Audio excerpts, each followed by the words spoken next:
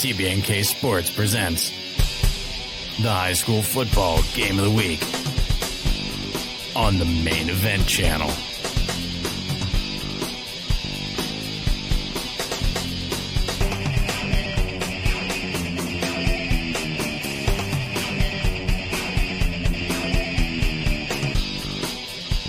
Hello and welcome from Chlorine Menifee Field here in Independence, Kentucky, home of the Simon Kenton Pioneers as they get set to host the Camels of Campbell County. I'm Scott Borders, joining me Brian Blair, and we're in the home stretch of this season that has gone by oh so quick. And Brian, you have a Simon Kenton team who frankly has been up and down all year, but they're hosting a Campbell County team whose expectations may have been a little higher, but if anything, they've disappointed to this point somewhat. And, of course, your alma mater, Campbell County. Yeah, Scott, I think it's an interesting game tonight for a couple different reasons. I think, first of all, when you look at Simon Kenton, it's a big game for them because they win tonight. They could finish with a winning record because when you look at their last two games they're going to play this season, they are brutal. You have Cooper and Ryle to finish the year, Ryle and Cooper in that order to finish the season. So they need a win tonight to get a winning record and a home playoff game. If you're Campbell County, this would be a program-setting win almost because the last few years out there in Alexandria, technically Claryville, have not been great. And this would be the kind of win that maybe could spark this program on to bigger and better things in the years to come. It'll be Campbell County kicking off the ball, and Simon Kenton will have the first possession as they will receive tonight. Simon Kenton comes in 4-3 overall, 1-1 in the region, 1-0 in the district. And Brian, Campbell County 2-5 right now overall. And, of course, is 0-1, 0-1 region in the district. So they really need a win at this point, if anything, to give them a little confidence. But you got to give the big favor right now to a Simon Kenton team who, like you said, desperately wants to win now because they're going to close out with a tough schedule. And that is a short kick. It comes out to the near side, and it'll be decent field position for the Pioneers to start off. Really, if you're Campbell County, I said that about home field for Simon Kenton. If you're the Camels and you could win tonight and get to 1-1 in the district, you play Great Crossing, who's not having a great year either. So this game really could be for home field advantage the first week of the playoffs if as I sat here and thought about it. All right, Grant Webb will be playing quarterback tonight. He comes in 67 of 131 through the air and is going to go through the air with a long pass and way overshoots Jordan Pendleton, his intended receiver. And just like that, it'll be second down. But I was going to say he has 10 touchdowns on the year, or 9 touchdowns on the year, which sounds great until you look that he's got 10 interceptions. But you've only played 7 games. He is one that will throw the pick from time to time, a place where Campbell County may be able to take advantage. Well, you know what made Joe Flacco successful last night in the Bengals game was he found number one. He found his best receiver, Jamar Chase, targeted him 23 times. I think if you're Grant Webb, you find Grayson Harris tonight as many times as you can. Landon Brown gets the carry, and it's good yardage. Or hand it to him. 35 to the 37. Another productive back, pickup of 8. You take a look at Landon Brown, had 510 yards rushing, but 6 TDs on the year. He is their leading back. Yeah. And I think, when we were here week 1, we talked a lot about Grayson Harris, and some people said he was an outside candidate for a Mr. Football, perhaps. But Grant Webb hasn't necessarily here, at least in the week 1. He's been able to find him more and more throughout the last couple of weeks. But I think he could be a huge factor tonight. Brown again. It looks like he has the first down. So 2 carries and a first down out to the 42-yard line. Not to belabor the point with Grayson Harris, but, you talk about a kid with 35 catches right now, 763 yards catching. He's on a 1,000 receiving season. That's not an easy thing to do in high school football, and that's going to be a penalty on the play. Last week he had an 80-yard touchdown pass in that game last week in their win over Great Crossing. But you go back a year ago when these two teams played, Scott, he went off for 9 catches and I think 168 yards in that game and a couple of touchdowns. So, he was probably very excited tonight about looking on the other side of the line of scrimmage and seeing the Camels defense because he thrived on it last year. I'll tell you what, after what looked like a first down, they're back on their own 33, 3rd and 6 now. One back in the backfield is Brown. You can bet it's a passing play. It's going to be a quick pass and out. Pendleton gets it this time. He will have the first down. Cuts back to the middle of the field, and some shifty moves get him into Campbell territory inside the 45 to the 43-yard line. Did you see the cut he made when he caught that? He put his foot in the ground and took off. Nice play by Clayton Newspickle to make that stop. Otherwise, he might have gone for another. Well, he might have gone a long way. 24 yards on the reception. Biggest play of the game so far from scrimmage. And now Brown gets to carry up the middle, and he's out across the 35 and close to a first down to the 33. And they're going to say he has it. 10-yard pickup. Nothing fancy about that. He just handed it off, and Brown went right through the A-gap, and there was really nobody there to get him until he was 6 or 7 yards down the field. First down by the nose of the football, pistol formation, 2 wide to either side, ball on the right hash. Brown behind him, now going in motion, Tucker Ober. But the handoff again to Brown up the middle, and boy, he has just been able to go where he wants. He penetrates there all the way to the 27, a 6-yard pickup on first down. Alex Reidinger on the tackle. Reidinger in there on the tackle, a little slow getting up after the play. Brown's one of those kids, he's a load. I mean, he's not super tall, but he's stout. Like the burst, as soon as he touches it. He gets off at full speed fast. 2 backs in the backfield, the T set. They hand the ball off to the wing back coming around the right side, and it is Brown again inside the 15. They're going to mark it right at the 15, and that's going to be good for another first down. And marching right down the field goes Simon Kenton, going a little faster than they did that first game, which was the first game of the year we saw him, Brian, but not like they did in years past. No, it's fast, but it seems a little more intentional.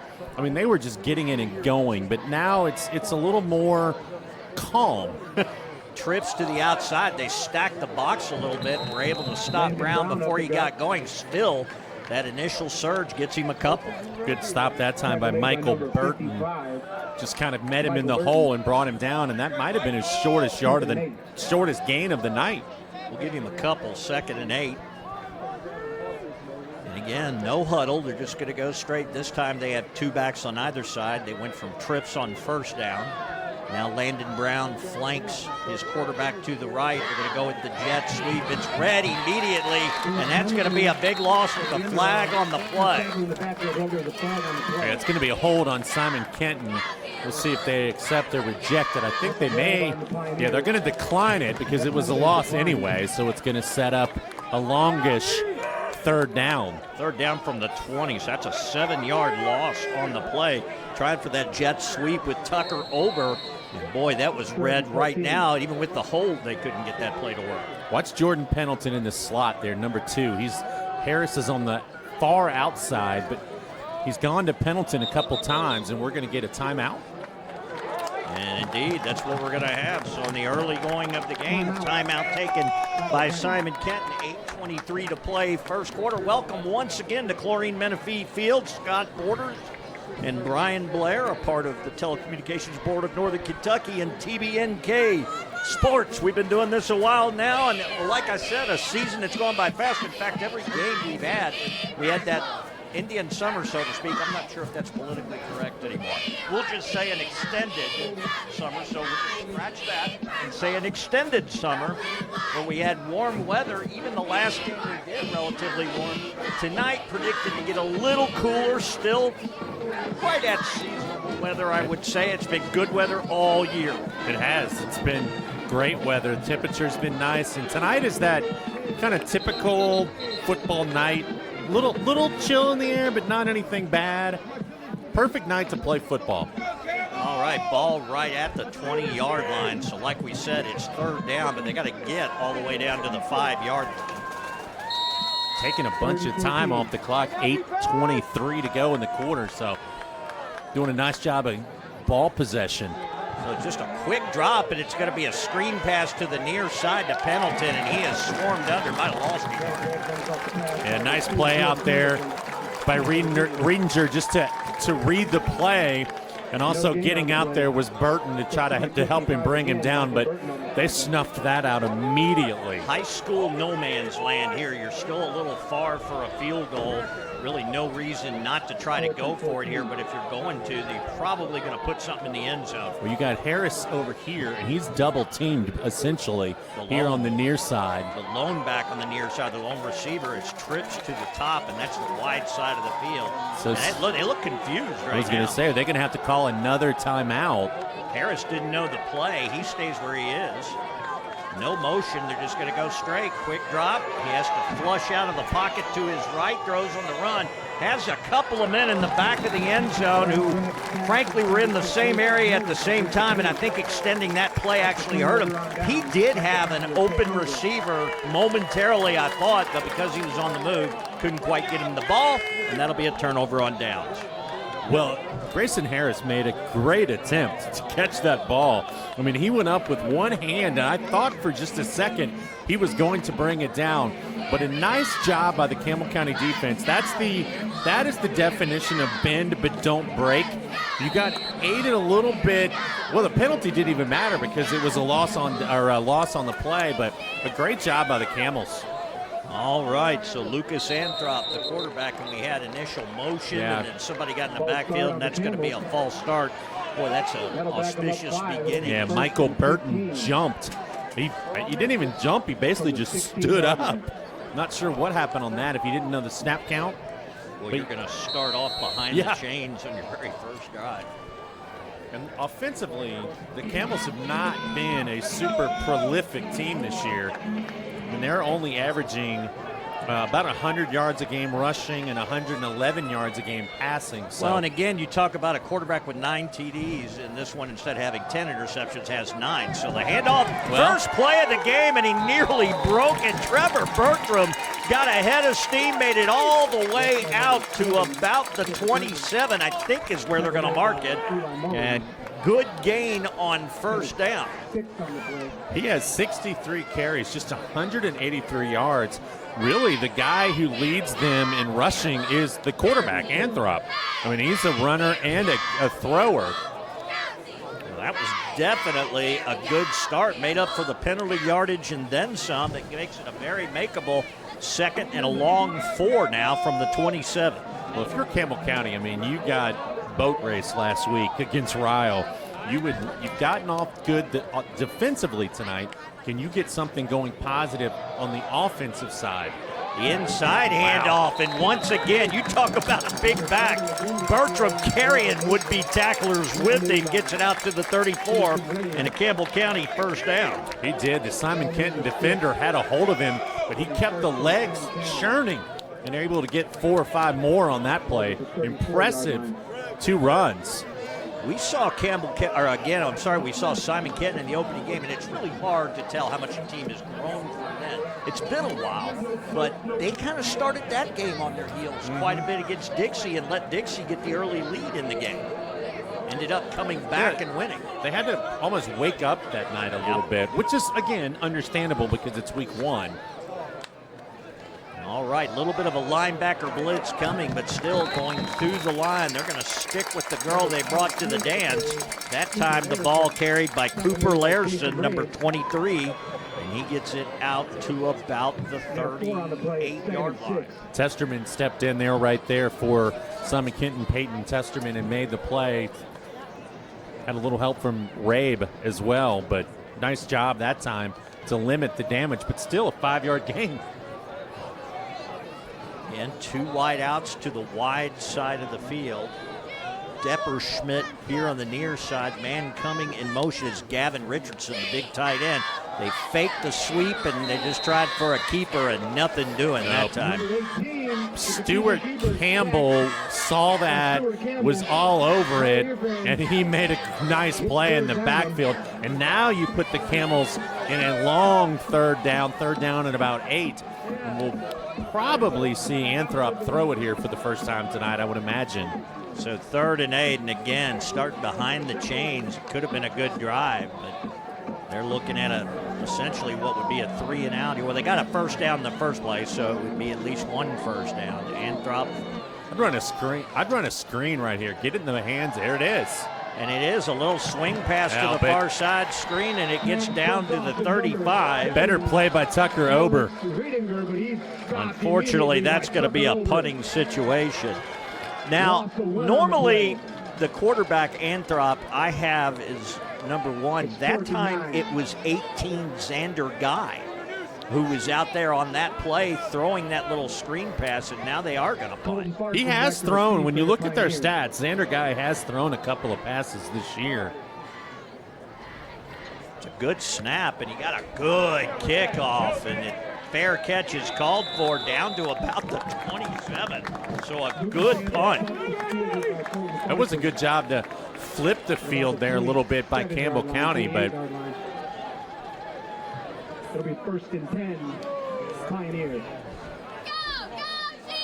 And that's what you do. You get a little penetration where 1 kick under 4 minutes left to play in the first quarter. No score from Chlorine Menifee Field. You know how much I like saying Chlorine Menifee Field. I know you do.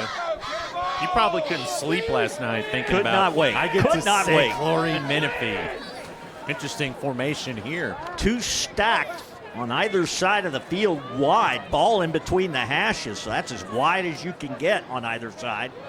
You have 1 back in the backfield that is Landon Brown. It's going to be a keeper up the middle. Big hole. He breaks to the outside, cuts it back in the middle, and is in to Campbell territory down to the 49-yard line.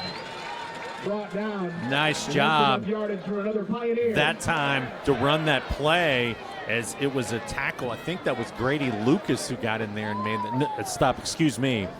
It was Cole Heisler who got in there to make the stop. Same formation. Do they do it again? I tell you, they've had no trouble moving the ball. They just got stymied on that first drive. Now they're going to give it to Brown, but it's still up the middle, and it's still significant yardage, this time down to the 41 for a pickup of about 8. Well, you know, the Camels are only putting 3 guys on the defensive line, and I feel like Simon Kenton says, we can block your 3 guys. We're going to make your linebackers come up and make tackles, or we're going to see if our guy, Brown, can just make a move and get by your linebackers. Good until they can stop you. And they're only putting 3, and they're spread out when they get up there on the defensive line. So if the big guys up front can make a block or 2, you really are relying, because there's nobody behind them. All right, so that same formation. This time the handoff goes to Pendleton, number 2, and he's going to break to the outside, but not before getting the first down. He will make a 9-yard pickup to the 32 and another first down, Jordan Pendleton. And that's what he did. He just made a move, and Earls was able to get him on the ground. But if you're Campbell County, you're going to have your guys tonight make one-on-one tackles. Because when you get these guys, when they get out into space, they're tough to bring down. You know, and if Earls doesn't make that play, Brown might have just run into the blue end zone. All right, the same formation we've seen so far on this drive the entire way. Straight drop this time for Webb. Throws, it's got a man, and just does overthrow him a little bit. Christian Bounds, the intended receiver. It was a good-looking ball from Grant Webb, but he just threw it a little out of bounds reach. Well, he just didn't quite put enough air underneath it. It was a little bit of a line drive. If he puts just a little bit of arch on that, Bounds runs right underneath it. You mean like Aaron Rodgers? Aaron Rodgers threw a ball 70 yards last night. I was going to say, great win for the Bengals. Yo. But was that throw not amazing for a 40-year-old man? It's both those guys played unbelievable last really night, did. and they're both over 40. I've got a trivia question for you if you want one. I'm ready. Here up the middle is Brown, but this time he's stuffed. The linebackers got to him, got back to the original line of scrimmage. Was that Brown or was that Pendleton? I'm sorry, it might have been Pendleton. It was too. Pendleton. Yeah, Pendleton. So Last night was only the third time in NFL history that two starting quarterbacks started the game against each other over the age of 40 years old. Do you know the other time it happened? And it's fairly recent. I'll say it's within the last 10 years. I'll bet Brett Favre was one of them. No, I would have thought that too. How about, you said the last 10 years? The last 10 years. Then Tom Brady. Tom Brady's one of them, yes. That's going to make me think a little bit. Straight drop right now. Oh, he tried to thread a needle right there, and they weren't having any of it. And that'll bring up 4th down. He tried a Brett Favre-like pass where you just rely on your arm, and there were 3 defenders. He's lucky that ball wasn't picked off. That was not a well-advised throw, and I'm sure they're going to mark that on the film somewhere and go back and look at that one and say, don't do that again. I've got it, Brian. It was Warren Moon. No. That would be a little outside of the 10-year window. But he did. He played for a long time. You could see my train of thought. I'll tell you, it's a team in the South. You would think that would help, but it really doesn't. Think Bourbon Street. Woo, Drew Brees. Drew Brees and Tom Brady. Met twice in the 2020 season. Look at this. 4th down. He just throws it up for grabs. Did he catch it? No. Well, it was intercepted out of bounds. And that's probably better that he didn't catch it, because then it would have come out to the 20, and instead, now you'll get it at 31. No, he and Drew Brees met twice in the 2020 season, and I think, whatever I say is going to be wrong, because that's how my brain works. One was 40, one was 41. I mean, it was kind of almost like last night. I don't think anybody's going to remember the specific ages. I don't remember from last night. What do you? Actually, what was interesting last night was Joe Flacco was younger. Yeah. And I would have, if you'd have told me which one of those two was older, I would have said Flacco. And what did he throw the ball to Jamar Chase 72 times? Oh, my gosh. Holy cow. Inside handoff, big hole, and he's still on his feet, out to the 44-yard line. That's a 15-yard or 13-yard pickup for a 1st down. Well, this is a family program, but I think that that Flacco just took the Joe Burrow train of thought. Number 1's down there somewhere. 23 targets last night. They were talking how some of the plays he didn't even understand being so young, and they just made things happen. He just would say, get open. And he did. He was drawing plays in the dirt, in the turf, in the pebbles of the turf. And make the Steelers feel good. Another handoff. They're just running that little inside handoff out of that T formation. Positive yardage to the 46, only a couple. 40 seconds left here in the first quarter. I think if you're Campbell County, you do want to try to limit the possessions tonight. I mean, last week, Ryle put 54 on you. And right now your defense is playing well. But, yeah, no reason if you're Campbell County to be in any hurry. And you're shutting down the red zone. But I agree with you, Brian. You want to let your offense work a little bit right now. Now, this is Xander Guy at quarterback right now. So Guy in at the quarterback, flanked on either side by backs. I don't know if there was an injury or what the situation is. We'll keep abreast of it, but the inside handoff again. We haven't seen Campbell County a lot this year. And again, that's a quick tackle. This time he 44. And that's the end of the first quarter. That is it. We've got 1 quarter in the books and no score. That doesn't happen often. No, not at all. We're used to big scores. A couple weeks ago, was that Scott and Dixie? Was over by this point. It was like 50 to, in the first quarter.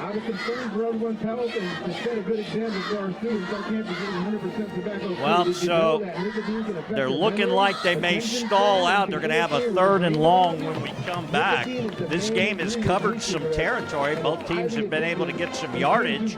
Not a lot of explosive plays. I'm not sure these are those kind of big play home run type of teams, but so far each team has been good at stuffing the other team in the middle of the field, or in the case of Simon Kenton, they've been able to penetrate near the red zone, just haven't been able to do anything about it. And we have 1 quarter done. It was a quick first quarter. It was. And again, I think if you're Campbell County, that's fine. You just don't want to. The game's playing the way they want it to play right now. Absolutely. All right, Pioneer fans. So I think the interesting thing about Guy being out there And actually, the guy's still there. I couldn't tell how he lined up in the shotgun. Okay. So guys getting ready for the snap. They're rushing 4. And they were expecting a screen, I think, and it's a wide receiver screen, and he breaks into the open. It might be gone. Tried to cut back inside the 20 and went out of bounds. A good job for the defense to catch up that time. But was that Cooper Larson? It was, and Tucker Ober's the one who tracked him down. Cade Anthrop got the catch and made the big gain out to about the 17-yard line. A big pickup and a first down in the red zone. I think if he would have just kept running, and he slowed down to try to cut, I think if he just kept going, he would have made Ober have to try to shove him out of bounds, and maybe he does. He probably gets inside the 10 at the very least, but hey, that's their biggest play from scrimmage so far. 39-yard pickup, and that puts them in business in the red zone, and now they're knocking at the door to score first. 2 wide to the near side, man coming in motion, picked up trips to the near side, the Jets sweep to that side, runs right into the line of scrimmage and is put backwards. Tucker Ober says, nice to meet you, number 7, Bertram. No gain on the play. Number 7 on the carry. Okay, now I'm going to say something crazy, okay? But when you look at Xander Guy, he's tall and lanky, and the way he walks and his big shoulder pads, he reminds me of Peyton Manning. He just... that kind of head nod, and I know what you mean. Okay, same number. The way he threw the little screen a second ago, I mean, the way his arm came. Now, we're not saying we're watching the second coming. Yeah, no. I don't mean it at all. Just kind of the mannerisms. I see what you're saying, though, yeah. If he was yelling Omaha right now, it would be. If he says Omaha. Inside handoff, and he breaks into the open. Touchdown! A horse collar tackle in the end zone. I'm surprised that didn't get a flag, but that is going to be a touchdown. I think that was Cooper Larson. 23, Cooper Larson. His second touchdown of the year, and Campbell County takes the lead.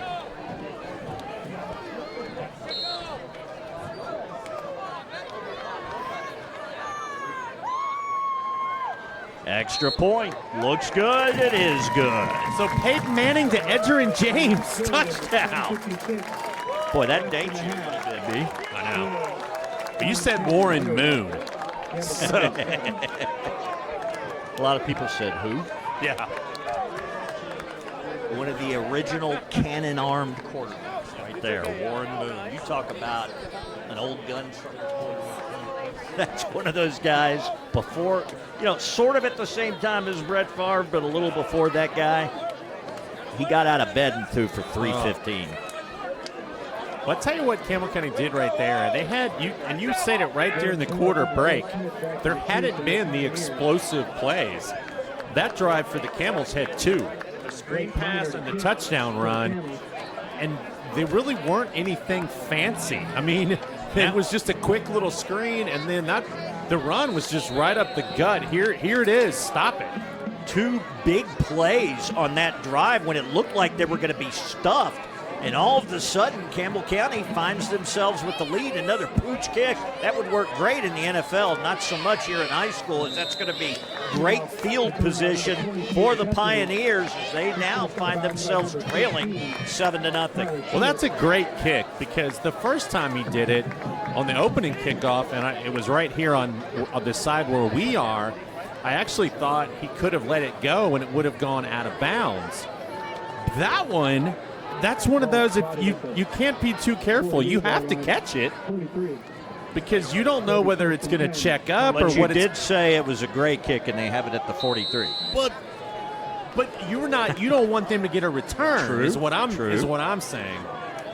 4 wide on the play, 1 back in the backfield. Webb hands it off to Landon Brown. Landon Brown breaking tackles across midfield into Camel territory, close to a first down to the 48. A couple of Camels had a chance to bring him down right at the line of scrimmage and couldn't do it. But Brown, again, just showing that strength, and he kept his legs moving. Trips to the near side, 2nd and short. This opens up a coach's playbook right here. Boy, they just did move in time. And it's going to be a keeper and a nice job to get across the 40 to about the 39, and that'll be a 9-yard pickup and a big first down in the Pioneers. Cole Heisler came in and delivered a shot. And I think he would probably never admit it, but Grant Webb felt that one. That one hurt a little. Grant Webb, another good-sized quarterback. Height-wise, tall, thin. You just see more and more coaches looking for taller players. Landon Brown in the backfield, straight drop. The rush is on. He steps into the pocket, throws to a wide open Harris, who breaks an initial tackle. Still dancing, gets it all the way down near the 20-yard line to about the 22, a 17-yard pickup and a first down. Good tackle on the outside there by Matthew Gross. I mean, he again had to make a play in space. Harris tried to spin out of it. Move on that initial move for Harris, though. Well, that's the thing. I'm surprised they don't try to get him the ball more in space and let him make plays. And again, some confusion. You know, you're in week 7. I'm kind of surprised, or week 8. I'm surprised that you're seeing this much, looks like, confusion. The fake and keeper Webb trying to get something, cuts back to the outside. He's inside the 15, and he's close to a first down. I think he might have had it. I think he might got it. Yeah, might have he got gotten down to the 10. The ball was at the 22, so another first down. Webb can run a little bit. The big guy can scoop. Good enough for another Pioneer. 9:05 left to go before the break, and all of a sudden the scoring's starting to pick up, maybe. Brown behind and to his left in an offset pistol formation. He gets the handoff, breaks it to the outside. It's got a lot of daylight. Got a flag. And initially a touchdown as flags come in the area of holding. Yeah, it is. Holding on Simon Kenton, and that's twice tonight they've been hurt by holding penalties that have negated touchdowns. Boy, the official, you thought they sealed the edge right there, and I think they did it by grabbing on as two officials threw their flags almost immediately. They did it a little too well. You just saw the entire right side of the field open up, and that'll bring the ball back to the 24-yard line. And I'm looking at this Simon sorry, Brian, the 19-yard line. I'm looking at the receiver spread out wide up there, which is Everett Clark. There is nobody to his inside. If he could cut in, you could throw a quick little hitter.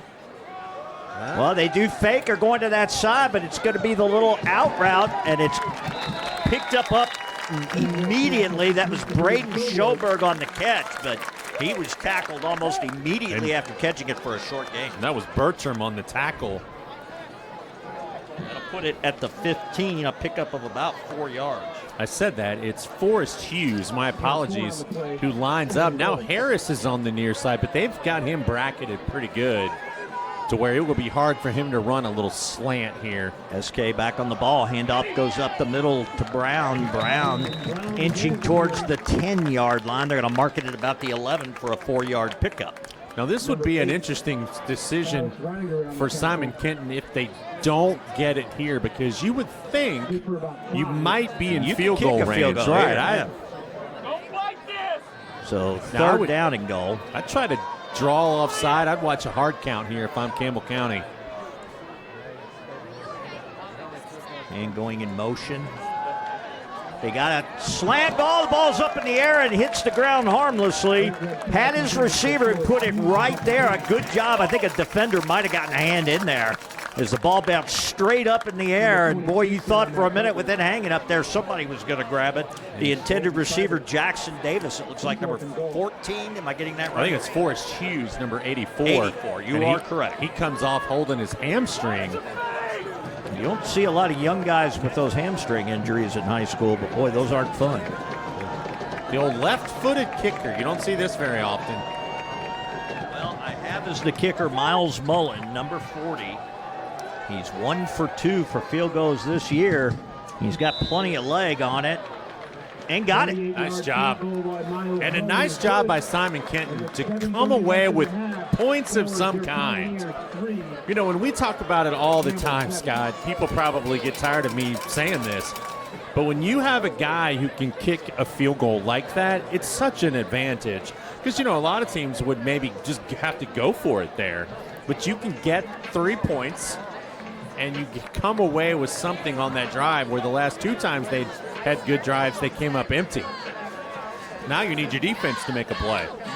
So, with that, 2 scoring plays in the game so far. It was Larson with an 18-yard touchdown run for the Camels to make it 7-0, and a 28-yard field goal from Miles Mullen to make it 7-3, and now they will be kicking off with 7:30 left to go in the first half.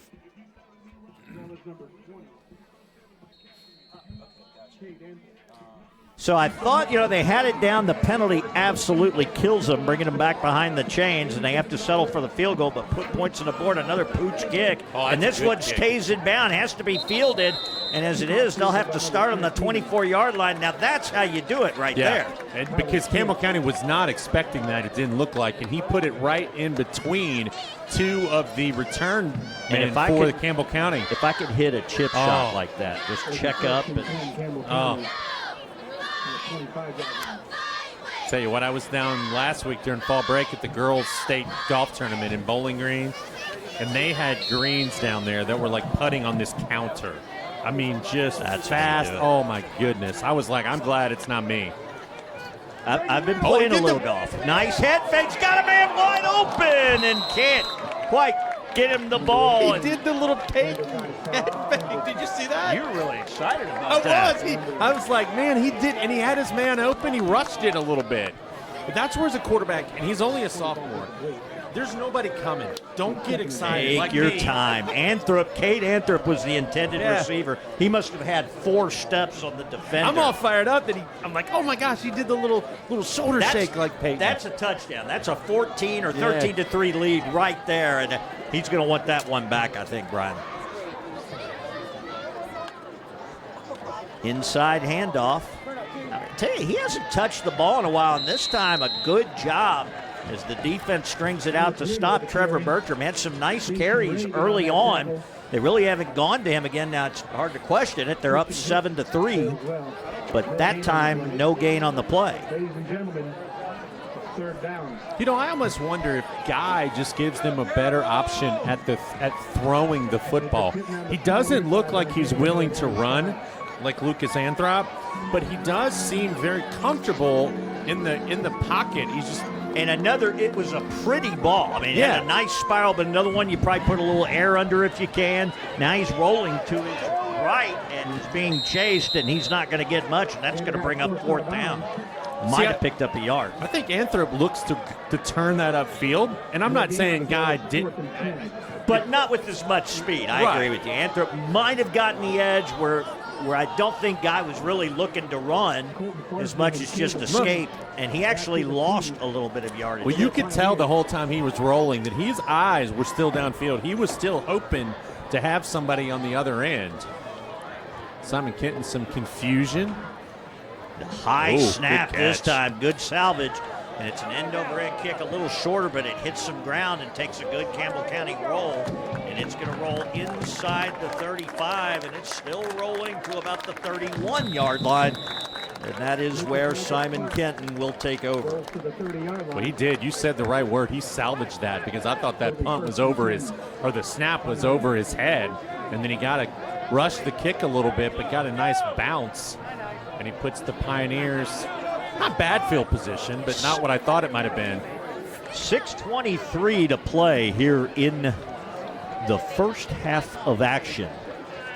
And it hasn't exactly been nonstop action, but a fun football game, anybody's game right now. And Simon Kent would love to try to get a score going into halftime. Got plenty of time to do it. They start off 3 wideouts to the right. They're going to run a little reverse right here. Harris wanted to throw, but just tucks it under. He's got a lot of room in front of him. Spins out of 1 tackle. Looks like he got enough for the first down out to the 43.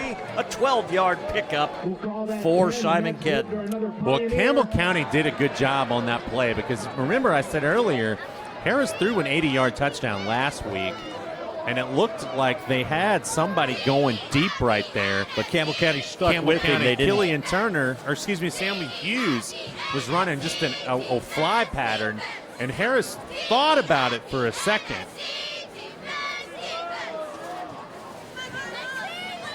Boy, this time they read the snap count perfect, and it's sort of a read option almost as they get out across the 45 to the 46, mark it at the 45 for a 2-yard pickup for Webb. That's making a little something out of nothing.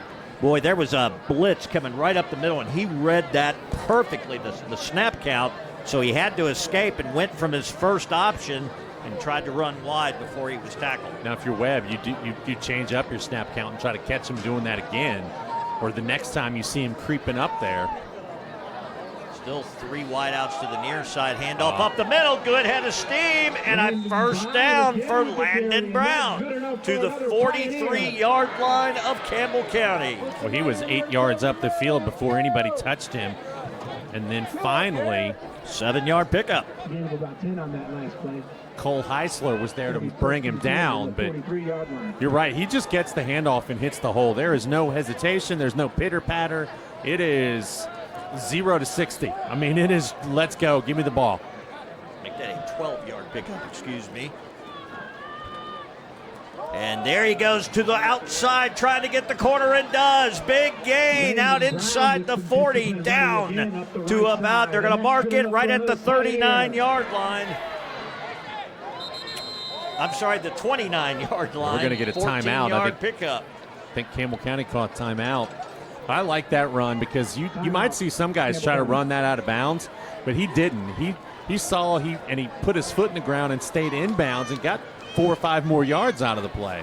Now, something the brain trust at Campbell County did not like. So Coach Brian Weinrich calls the timeout. 4:46 left before halftime. And I really don't think that's so you can get the ball back as much as let's stop the momentum right here. Yeah, I think he knows this is a big possession in this game. You've played really well this first half. I mean, you're coming off a 54-0 beatdown last week, and you're playing well right now. Yeah. And I think that he doesn't want to see this lead go away, obviously, but he saw, like you said, the momentum shifting a little bit, and he wants to try to slow it down just a little bit, give his defense a chance to take a breath. But you'd hate to play this well in the first half and be trailing at halftime. From the 29-yard line. Now, this is where their defense has risen to the task so far in the game. Let's see if they can do it now. 2 wideouts wide to the left. They're really the only options, and that's where they're going. And they got an out route complete for a first down, and that was to Harris. He breaks the tackle, still on his feet, now breaks to the outside, down near the 5 to about the 6-yard line. First and goal for Simon Kenton, and Harris put on a little show there. He did. That was like video game stuff. I mean, he was here and there and everywhere. What a throw, first of all. That was a really nice throw by Grant Webb, and then Harris put his foot in the ground a couple of times. 23-yard gain, and about 10 of those were all Harris making it happen.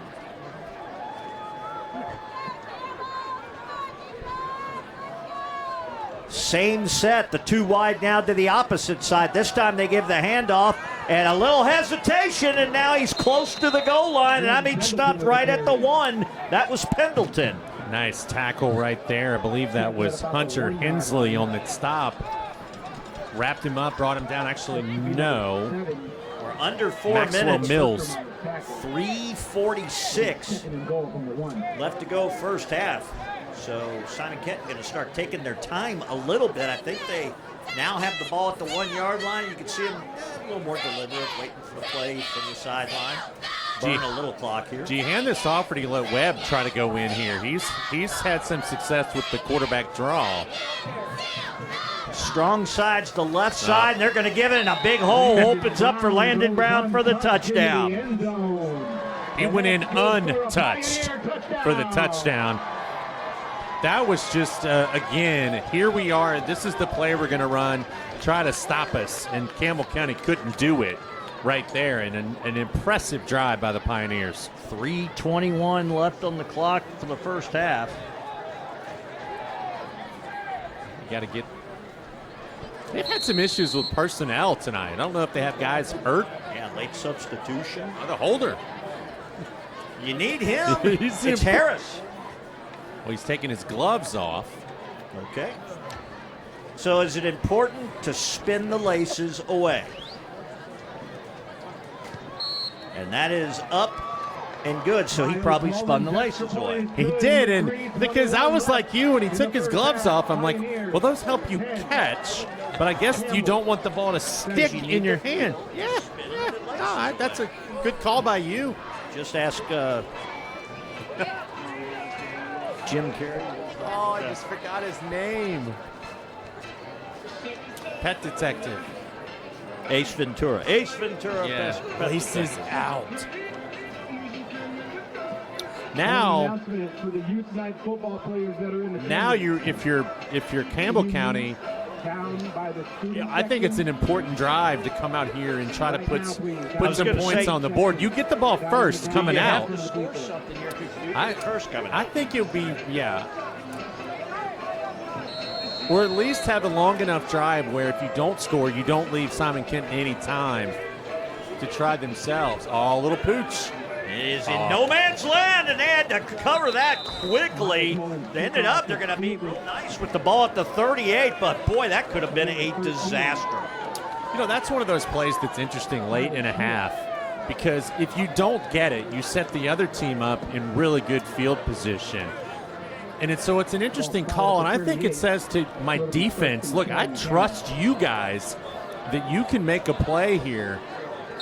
Because you're giving up, I mean, like you said, 38-yard line, short, not short field, but shorter than it was. And we know he can kick it deep.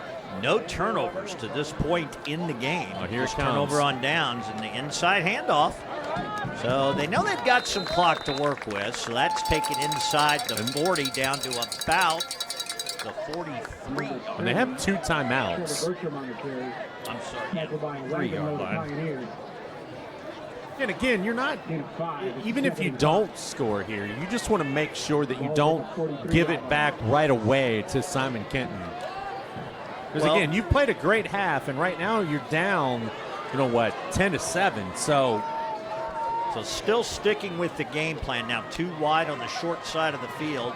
They love that inside handoff. This time Bertram is stuffed right at the line of scrimmage.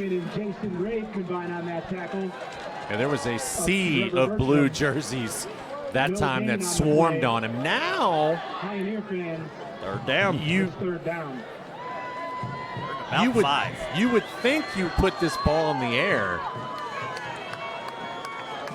But if you, of course, throw the incompletion, the clock stops. So this is an interesting play call right here, I think.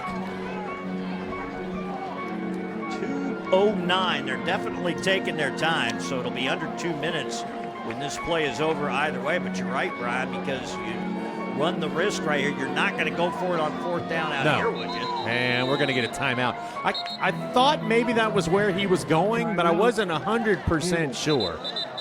As much a timeout to come up with an appropriate play as it is anything else. He's not so much interested at that point in stopping the clock, but I think you're right. He's got to discuss the strategy at this point, Weinrich does.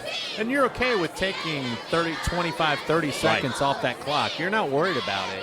The clock is your friend right now, honestly.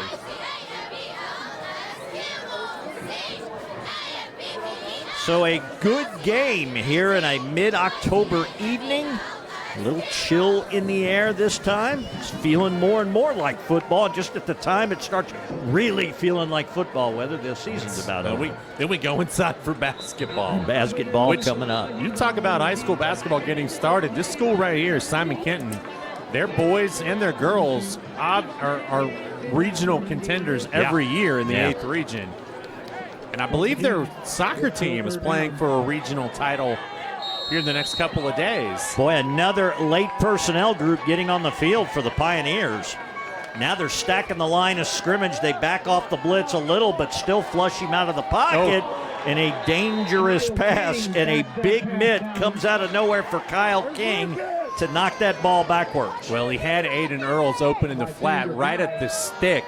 And he just needed, again, Play a little was bit right. more air underneath it to get it to Earls, but a nice play that time by SK. And you stop the clock. And exactly, which is what I was curious whether they would try to throw it there. And the play was the right play.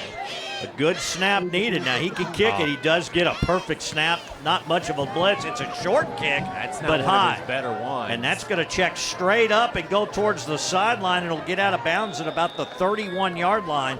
As it is, not bad field position for Simon Kenton and not one of his better kicks, like you said, Brian. No, it wasn't. And Simon Kenton has 2 timeouts left, I believe. And they have an offense at least a couple of times tonight that they've shown they can break off a big play. So Campbell County is going to have to, obviously, they're going to have to tackle, because that's been their biggest issue, I think, tonight with this Simon Kenton offense, is they just haven't consistently been able to bring the Simon Kenton players down when they needed to, especially on the last 2 drives. All right, so set to go from the 30-yard lines where they ended up marking that. Turning in to be a closer game, maybe than we expected at this point, but Simon Kenton an opportunity to maybe go up 2 scores, rolling to his right. Webb now on the run, showing some speed, gets out across the 40-yard line. That's enough for a first down to the 41. Oh, and what a block on the outside over there by Jordan Pendleton. He just laid out Cole Heisler, who was trying to come over in case Webb stayed in bounds, and that was a big-time block. I don't know if anybody else saw that, but whoa. So the clock stops at $1:33. And again, Simon Kenton with a couple of timeouts. This is where you have Harris on the far side, and they have 3 players over in that area near where he is. Lone setback, empty field. There's the blitz Or again. empty backfield, and he's just going to get flushed out, and it's going to be another big gain and out of bounds. Boy, that's exactly how you run a 2-minute. Usually you're making sideline passes, but now they're into Campbell territory to the 46-yard line and another first down. Well, as soon as that linebacker blitzes and the quarterback is able to get through the line of scrimmage, there's nobody there to make the tackle. And so if you're going to make that blitz, you've got to make the play. Otherwise, you're giving up a 10, 12-yard gain like we've seen on the last 2 plays. With 1:26 left and 2 timeouts and the clock stopped, you got your whole playbook at your disposal right now. You don't need to take a big play. Just keep moving the ball like you are, and this is going to be a handoff, and Brown's going to cut it to the outside and find room. Pendleton. I'm sorry, I keep doing that. Poor Brown and Pendleton, and he's going to get all the way inside the 40 to about the 37-yard line. He does step out of bounds. And steps out of bounds a yard shy of the first down and stops the clock. But with 2 timeouts, I mean, you can throw it, and you can still use the middle of the field. So You could take a shot here if you wanted to. 2nd and short, just 1:20 left, but using the time well. Low snap this time. Webb does throw it out in the flat, wide open out there as Tucker over. And that is a first down, and he goes out of bounds. Boy, this is what you do usually the Thursday of practice. You work on your 2-minute drill, and this is why you do it, and they're running it to perfection right now. They are. Everything's been on that far side of the field, too. Everything's over there closer to where the sidelines are. But they are just, this is a clinic. 1:16, 28-yard line. I'm sorry, 26-yard line. Screen. And they got it set up perfectly to Harris. Harris running right into the back of his blocker. May not have been as perfect as they wanted. They get it out to about the 22. Good play call, though. With the timeouts, you can afford to do that.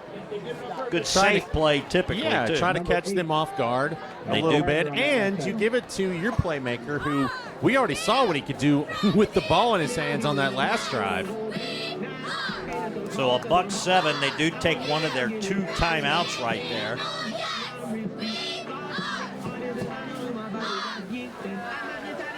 All right, so the timeout with 1:07, and Brian, that's just 1:07 from when I get some of my favorite thing, Kettle corn. Kettle corn. Kettle here corn. At Simon Kenton, one of my favorite things. Well, I'm not supposed to have the kettle corn. You'll eat some. So I still will have a few, but they're having a bake sale here tonight to support some of their special ed classes. And So if the diverticulitis doesn't get you, the diabetes will. All So right. I went over, and my mother actually, one of my nieces goes to school here at SK, and I went over and may have helped myself to the bake sale. Stepping up in the pocket a little good bit, gets it tackle. out to Harrison. A great tackle. And that's Right stays at the in 20. bounds. Yeah, it stayed in bounds, clock running. Yeah, because he couldn't get out of bounds and he couldn't get the first down. So nice play. Just a 2-yard pickup. It's 3rd and about 3. Clock winding at 47. They're right back on the ball. Looking to the right side. The pass open Dropped it. and dropped. It stops the clock. That would have been good inside the 10. That brings up 4th down and short with 43 seconds left. But the scary thing is here, that's 3 yards, but it's not exactly an easy play call here. Even Mark Andrews said, "How did you drop that?" If you run the ball, you run the risk of the clock continuing to wind. You don't think Mark Andrews watches our games, do you? He does. On first name basis with Mark.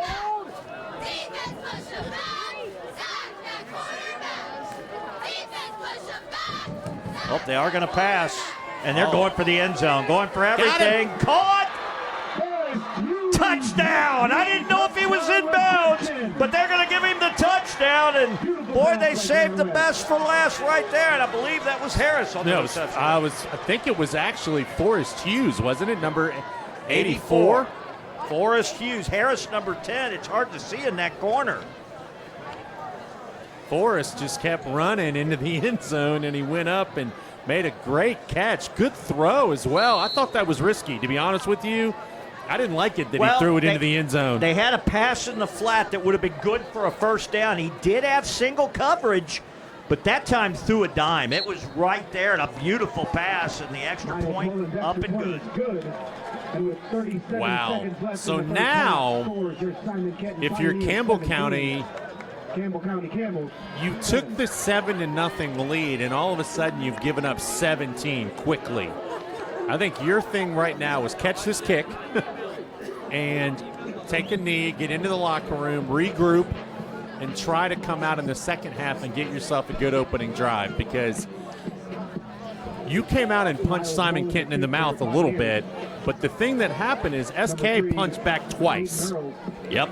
And now how does Campbell County respond? And I think, again, you just catch this kick and then take the knee and go in and talk about it. They have one timeout, so if it ended up being a short kick, maybe you take a shot or something, but I kind of agree with Brian. At this point, you've been hitting the mouth a little bit now to answer back, and they need to regroup. It's going to be another pooch kick, and they are going to cover it at about the 39. Boy, that's going to be tempting to run a play.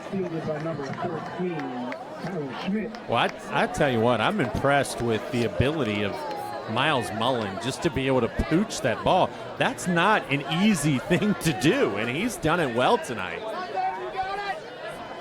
It'll be 1st and 10, Campbell County from their own 40-yard line.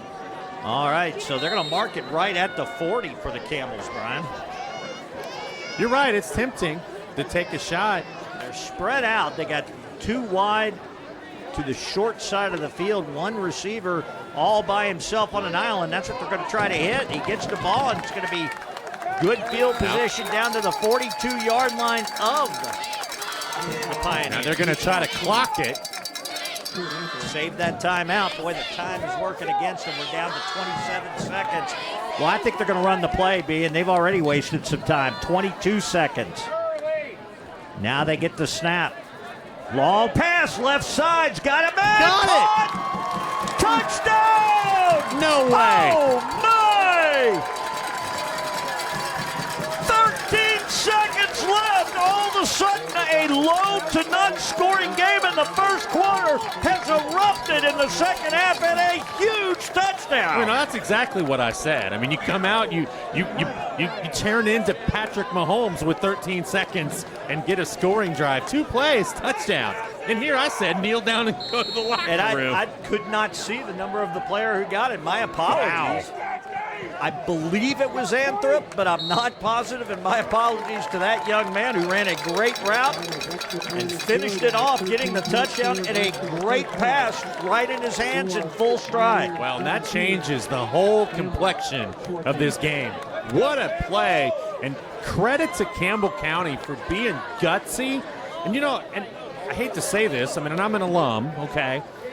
2-5, maybe they just thought, what do we have to lose at this point? Let's go for it. And they did. And credit to them, because we have a game. I wouldn't have done it. So that took, there's 13 seconds. They got the ball with about 37 seconds. 24 seconds, Brian. That's incredible. I'm still in awe that they just did that. And so with 13 seconds, it's another short kick towards the sideline. Fair catch called for, taking it to 34. And I don't think, Ken, you're going to run, but I'm not going to say Who knows? You got one timeout. What the heck? Now if you only had Aaron Rodgers to heave that ball from. He was standing right inside maybe the 29 when he let go of that ball, and it ended up in the about a yard into the end zone. That's a 70-yard Sanders pass. can do that. Wow. And he's 41 years old. That's just incredible. I can't throw a crab apple across the field at my house. Daggone. All right, so here we go. They're not going to hold the ball. And then collapsed the pocket around him. He's going to take the sack, and I think they're going to let the clock run out. Well, here I thought all the momentum was with Simon Kenton, and just like that, this Campbell County team has come alive. Wow. 17-14, Simon Kenton with the lead, but Campbell County, the late touchdown right back in the game. We're expecting more to come as Campbell County will have the ball first in the second half. We're going to take a break. We'll be back with more football on TBNK Sports.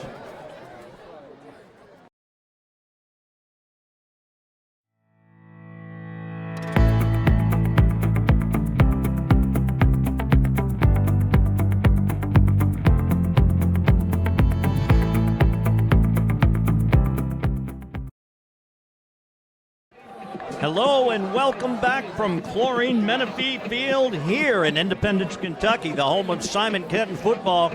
And yes, the Pioneers up at halftime 17-14, but we were privy to an incredible first half of action. No score at the end of one. In the second quarter, 3 plays in, got the scoring going, Brian, with Campbell County getting an 18-yard touchdown run by Cooper Larson to take the game's first lead. An answered 28-yard field goal by Morris brings the lead to 7-3. But then it's all Simon Kenton for a little while, and it started with a 1-yard run by Landon Brown, 10-7, and just when you thought they wouldn't have time, they come out aggressive and end up throwing a 20-yard touchdown pass, giving under a minute and well under a minute, 37 seconds left on the clock when they give it back to Campbell County, and then all of a sudden, everything blows up. Campbell County with a huge 42-yard pass to Anthrop on a beautiful, beautiful ball and a great catch. And it is 17-14 with the sack ending the first half. And all the momentum right now Campbell County's way. And just like that, guess who starts off with the ball? Well, it's interesting, and I'm watching one of their special teams coaches. We've seen SK with the little pooch kicks, and the last 3 have hit the ground first. And so he's out there directing traffic, trying to find the hole to where Simon Kenton may try to kick this. He was out there basically putting guys in position. You go here, you go here, you go here. So let's see. The idea is to get the ball first, but you got to catch this one. All right, so SK to kick off. And they're going to kick it off a little harder. It's going to take a skip hop to inside the 15, and that's where they will return it. And on the return is number 3, Aiden Earls. And Earls with a decent return, but well covered out to the 22-yard line. And that is where Campbell County will have to start this possession. And that's one of the deepest starting field positions of the game so far. Well, that's the first time tonight he's kicked it past the 35-yard line. Kind of a low line drive. And it was a good kick, and still not terrible field position for Campbell County, but what a big drive this is to open up this half. I said the 22, that's the 32. And they will have somewhat decent field position. Similar formation, one back in the backfield, and that's Larson, who had the rushing touchdown. Man coming in motion, big 84 Gavin Richardson. Handoff goes to Larson up the middle, and he's just shy of the 35 to the 34, pickup of 2. Great job by Kyle King to get in there and fill that hole right away and bring down the running back. I did get some popcorn, Brian. I did. I saw just want that. you to know. But if you're Campbell County, I mean, again, you're not necessarily trying for the big play. I mean, you got the big play there to end the half when you needed it, but you're okay. And you said it earlier. This game is going exactly how Campbell County would have wanted it to go. Good script for them, yeah. Now, you obviously didn't want to go down 17-3, but getting that late touchdown makes this a very critical possession. As Gavin Richardson on the out pattern is still short of a first downer, I believe. Did they call it incomplete? Yeah, it was incomplete. Incomplete. He must have juggled it. I mean, it's over there on the far side. I was choking to death in a popcorn seed, so I didn't see the play. Wait, I didn't offer you any popcorn. How did you get that? You got your baked goods. Woo. Well, that was my doctor telling me that, Colonel, you're not supposed to eat that, big boy. Oh, getting old stinks. It does. All right, 2 backs to the near side. Ball in between the hashes. Pass over to the right side, complete. Short of the first down to the 39. They pick up 5, but not enough. Boy, that's a tricky call here from the 39. You got to get to about the 42. That was over. They look like they're punting. And Giordano, who went over there and made the tackle, that was just a great stop. You know, I'm kind of surprised here that you don't maybe try to see him try to get somebody to jump offside, do a hard count. It's a good long 3, almost 4 yards for a first down, and it's a good snap, still a little high, and this time he gets a good punt off. And he out-kicks it there, right? And it's got a good roll for Campbell County, and it's going to be inside the 25-yard line, and that's where SK will take over. So you didn't want to punt on that first drive, but if you're going to, you at least flip the field.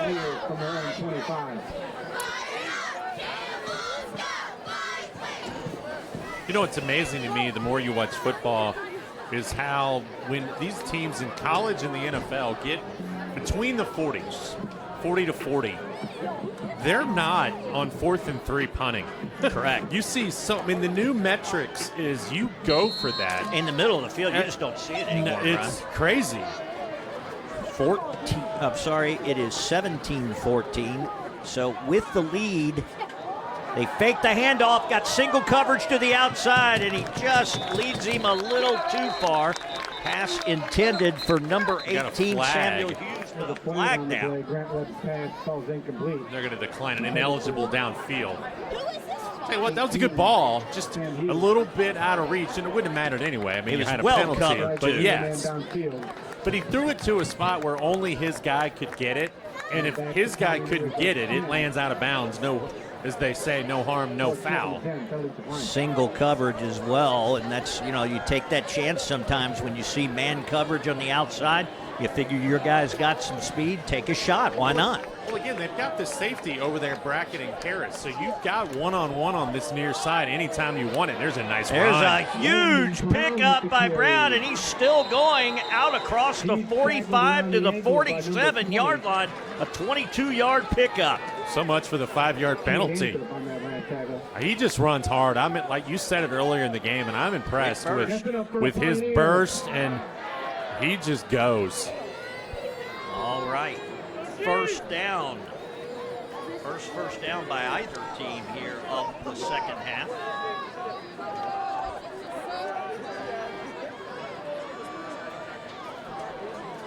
SK wanting to come out of there with something.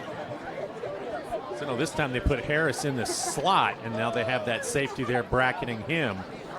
And a quick handoff It's going to be to Tucker Ober, and Ober gets it out across midfield into Campbell territory to the 48. About a 5-yard pickup. Somebody had a chance, and I couldn't tell who it was, to trip him up, and actually I think they did get a hand on his ankle, and he was able to maintain his balance. Get 5 on the play. It's 2nd and 5. So do mark it to the 48. Well, it's nice, to be able to have 2 or 3 different kinds of backs who you can give it to. That change of pace, they call that. That's Great a holding. drop, but the blitz is there, and His it's arm a short got hit. pass. His arm gets hit. It's picked off at 30-yard line. Now trying to return it. Gets it out to the 40, the 45, and walks out of bounds at the 47. The interception by number 27, Cole Hessler. And a big play, the game's first turnover, and it couldn't have come at a worse time than that. Well, his arm got hit, and by the reaction on the Campbell County sidelines, I think it might have been Owen Underwood who got his hand on the arm of Grant Webb. But a big play by the Campbell defense when it looked like Simon Kenton had a little bit of momentum. So from their own 46, they get the ball right back. And the pass incomplete in the middle of the field. That pass intended for number 3. Bring up a quick second down. Peyton Earls, Landon Brown in on the coverage. Well, Earls was the intended receiver, but it almost looked like Guy just threw that into the ground, to be honest with you. It'll be 2nd and 10.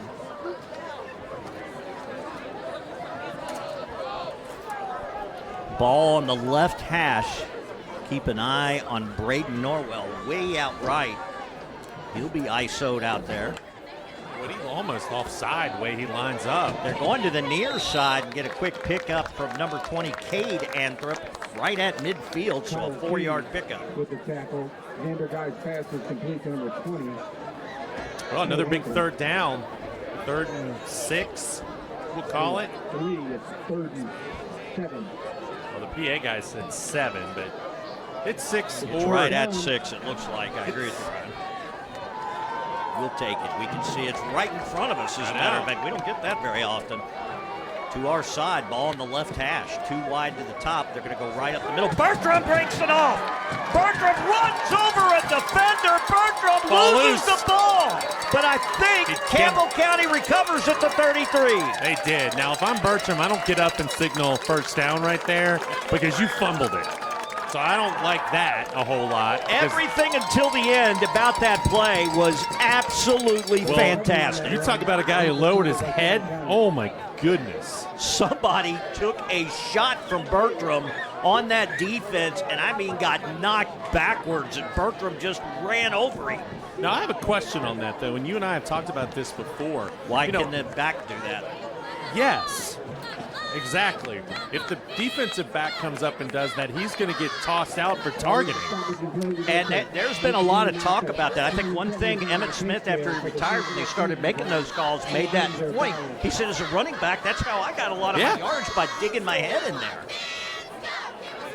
Not sure what's happening here. The official is going... The White Hats all the way over on the SK sideline, talking to the cheerleaders, it looked like. Or maybe there was something over there he didn't like. Interesting.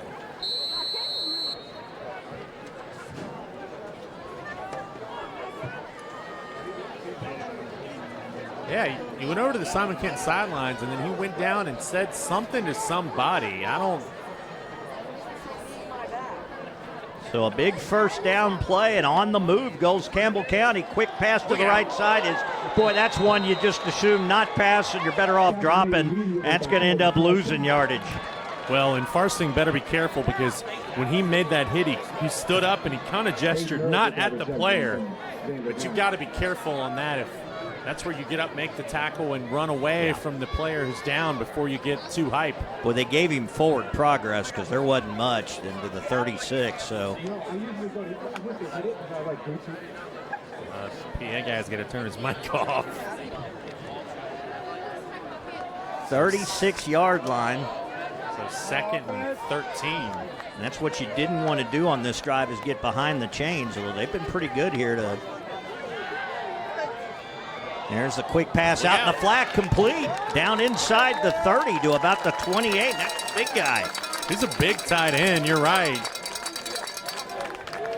That makes a very, very makeable third down play. Gavin Richardson, the big fella with the catch right there, and it took 3 Pioneers to bring him down, but now you make it at least a manageable third down. I like the Halloween music on third down. They're doing that a lot tonight. I wonder why. Michael Myers. Pass looking to the right. Got his man in the flat again, and again, quickly defended. He got out to the 28. That's about where the original line of scrimmage was, so they will be short. That's Farsing. Colton again on the tackle. Worked with his brother Caleb, who was also a player here at Simon Kenton. So now if you're Campbell County, you're in that 4th and 5. You're not going to kick a field goal. You're not going to punt it.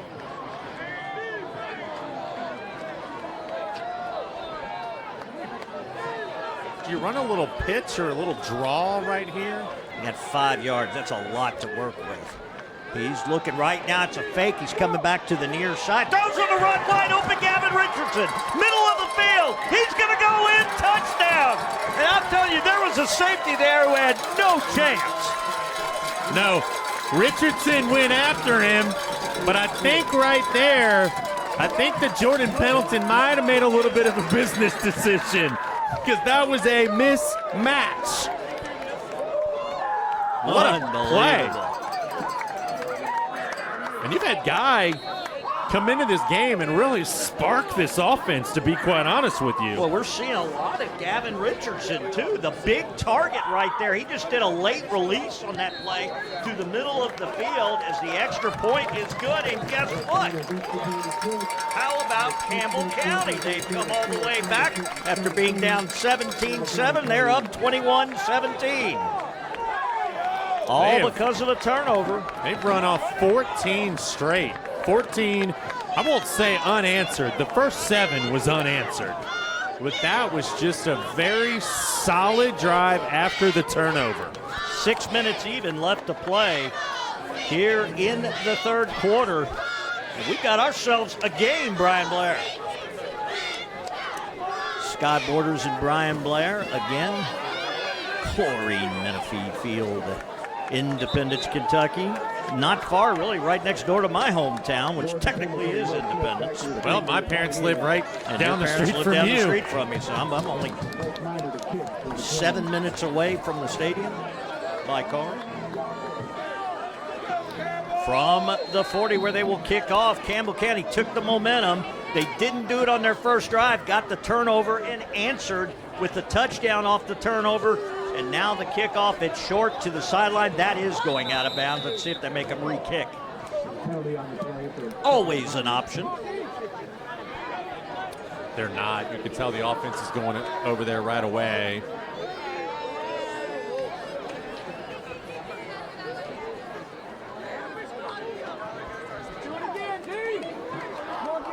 So the defense forced the turnover on the last possession because they got good pressure on the quarterback, Grant Webb.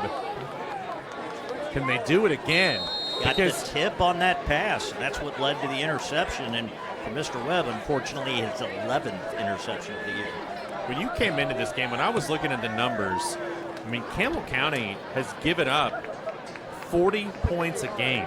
Yeah. And not that they still couldn't tonight, but their defense is playing very, very well right now. Pendleton breaks out for the initial surge there and has got some room over the right side and a first down to got the 47. a man down. But that looks like number 5 Webb is hurt. No, now, I'm going to say this. It's not. It's an offensive lineman. Oh, it is. I'm sorry. I apologize. That's number 51. And, Brian, of all the players I checked and rechecked today, I don't have a 51. Yeah, I don't either. 51. All right, so we don't know who 51 is. He was grabbing at that knee right away. I thought for a moment, I saw the 5 and thought it might be Webb. It is a first down out to the 48-yard line, so a 13-yard pickup. He got up. That's good. Again, it's cliche, but I think he got the wind knocked out of him. You could tell he's not really favoring a leg. I thought he grabbed at his stomach, and that's usually a quick indication that it's getting the wind knocked out, and you can't breathe for 30 seconds, and then you're okay. Well, it's a nice little break, and you hate to say it that way, for Campbell County's defense. You know, you had a big play run off against you, and you can kind of now catch your breath. It's almost like a little mini timeout. I mean, for them to kind of regroup a little. All right, so they come back out. There's 2 wideouts to the far side of the play, so Campbell County can play 8 in the box here. And what do we have? Timeout taken by defense, so maybe they didn't want 8 in the box that time. They've been burned on those 2 wide receiver sets a couple of times, and I think they're just kind of wanting to talk it over, but in a game like this, burning a timeout in the second half, not ideal. Who called? I know Campbell County called the timeout, but who called it? Because don't know. It was called on the far side of the field. It was the official on the Simon Kenton sideline who blew it dead. That was odd. I mean, you used to seeing the play right in front of us, the Campbell County sideline.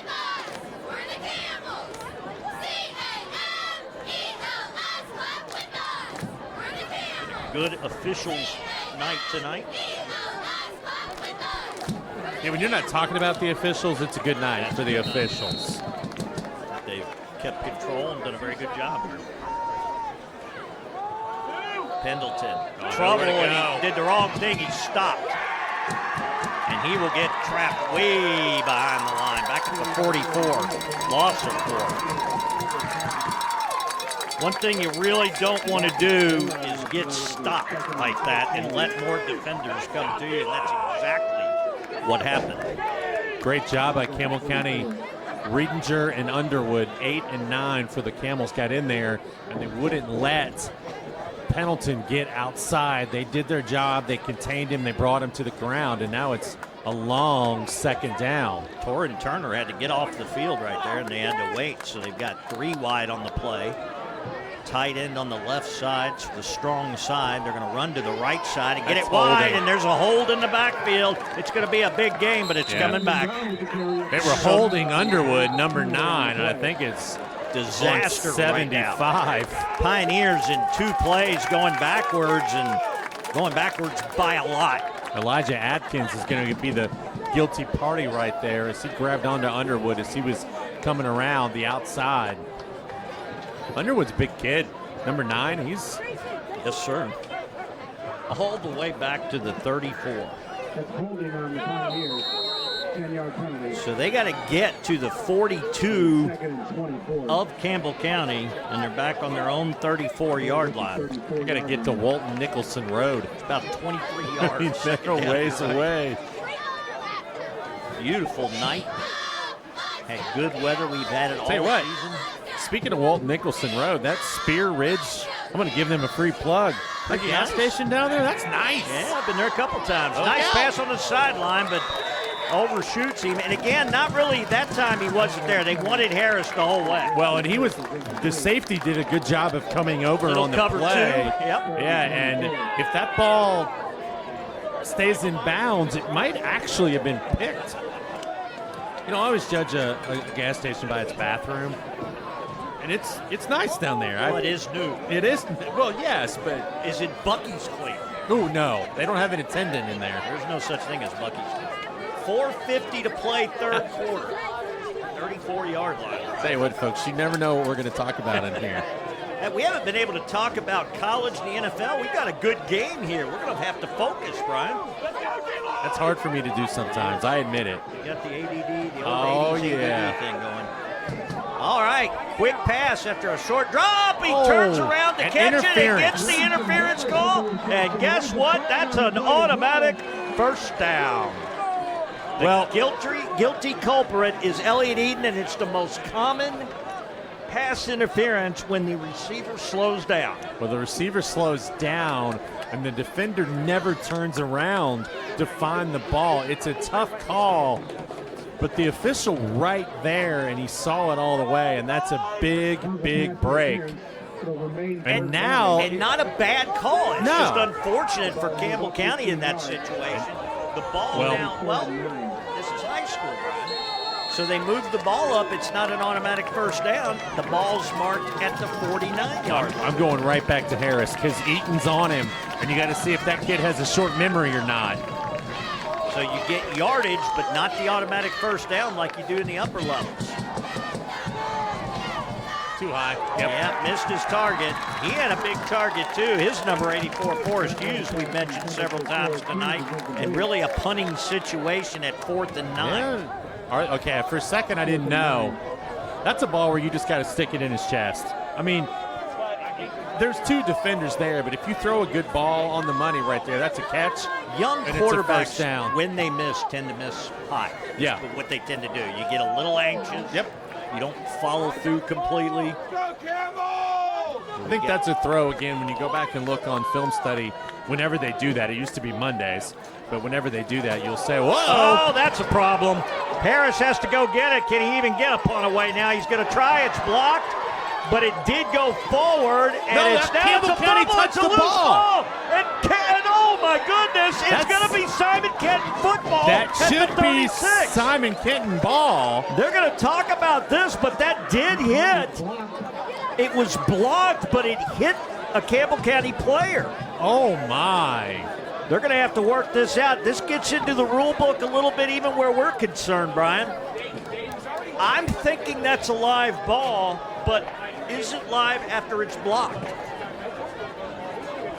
Well, I thought it was live because the Campbell County player tried to pick it up and run with it, and then he dropped it. And I think it's going to stay with Campbell County based on their coach's reaction.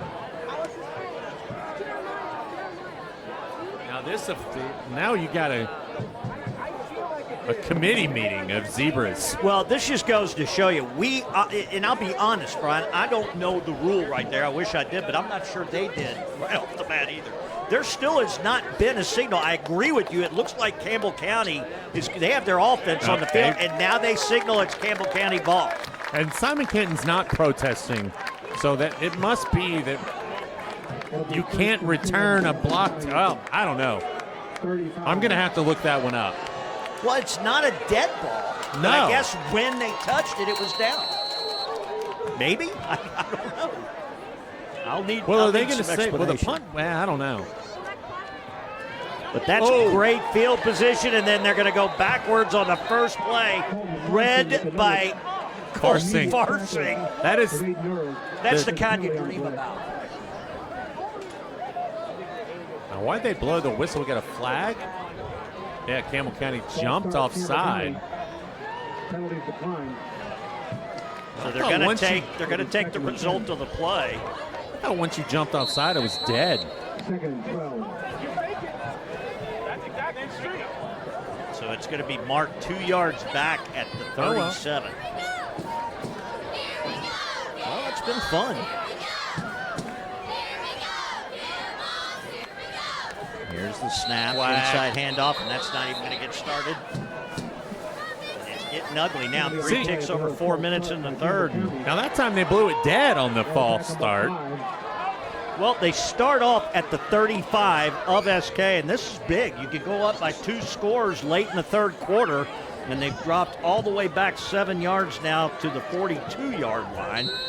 So you're in kind of that middle of the field area again, way behind the chains. You got about 2nd and 18 now.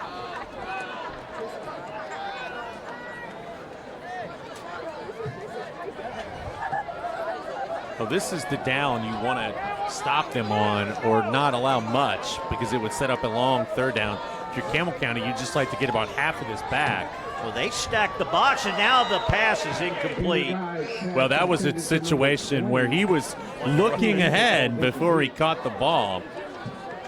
Wouldn't have gotten a lot, Brian, I don't think. They actually strung that out well. They looked like they were stacking in between the tackles on defense and really spread out quick to get to the ball. That's a tough offensive play to expect high school quarterbacks to make because, man, you really got to zip that ball out. Yeah, you do. And what do you do here on third down? Do you run a little draw or do you try to get aggressive? Watch the tight end here. He's had a couple of big catches. It's going to be a pass, and now they caught him and dropped him at the 49, and he slammed him to the turf. That's borderline Tucker over. What do you think, Brian? You think maybe that's borderline penalty right there? I heard somebody in the crowd just yell he body slammed him, and it's tough. It's a tough play. I don't necessarily think it's a penalty. You're trying to bring the guy down. He's bigger than Tucker Ober. A lot bigger. But it's by letter of the law, you do have to be careful. I agree. No, I agree. We're Campbell old County school may have here. to call timeout here. Nope. Well, they finally do get Riley Winland comes out on the field late. He's one of the up men blockers. Well, I do think on that last play they were trying for Richardson down the middle. Ooh, yeah, it saved another good one. kick. And a great kick. And it's going to check up. They're going to be able to down this inside the 5, I believe, or right at it. Well, that's a perfect bunt. Well, if you don't score, you do the next best thing, and there is a flag. Hang on. That's a shame if it's going to go against Campbell County. You're going to take away one of the prettiest kicks of the night. Thank you. Tough game right now. 21-17, 2:37 left in the third. It's going to go against Campbell County, it looks like. And you're going to definitely make them kick that again. Absolutely. Especially the way they've been snapping the ball. Well, no, they're just going to mark off 15 from there. So it's from the spot of the foul, though, which was about the 33-yard line. Yes, I apologize. You're right. Well, no, they're going to.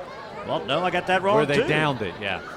So it'll be at the 20.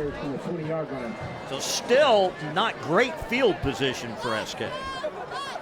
No, but again, if you're Campbell County, you make Simon Kenton have to play the long game right here. All right, so the inside handoff, Landon Brown. Boy, I tell you, he's just seems like he's at full speed in no time, and he gets out near the 25 to about the 24. Oh, I don't know what his rushing statistics are, but they have to be pretty good. He went for 111 last week in a touchdown in the win over Great Crossing. And Great Crossing, while down this year, always brings in a pretty good team.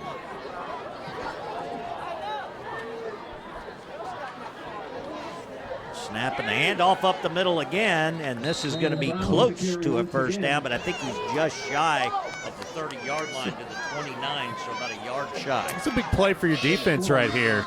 You can make a stop. You could You don't want to play with punt. I said you don't want to play with going for it on fourth down here. I don't care where you are.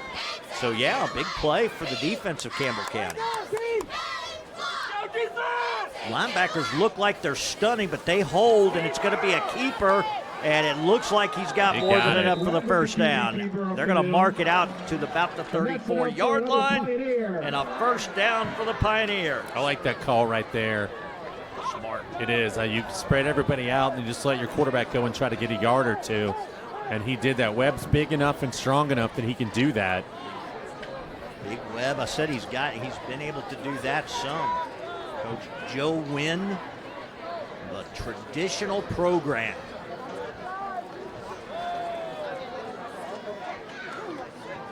Fake the handoff. They want to go to the outside, and quarterback came out funny. It sure did. It wobbled, and I wasn't sure if we were on the same page. Samuel Hughes, the intended receiver. Nobody tipped the ball. Ineligible downfield. It's the second time they've done that. And you usually don't see that unless you're running some kind of screenplay Usually or RPO. Or if the quarterback's dancing and trying to make something happen, the lineman gets down. Yeah, I don't. That was a no excuse for that. 3-step drop, and he's throwing it, but that ball came out funny. And did they decline it, I believe? I think they did, yes. It's 2nd and 10.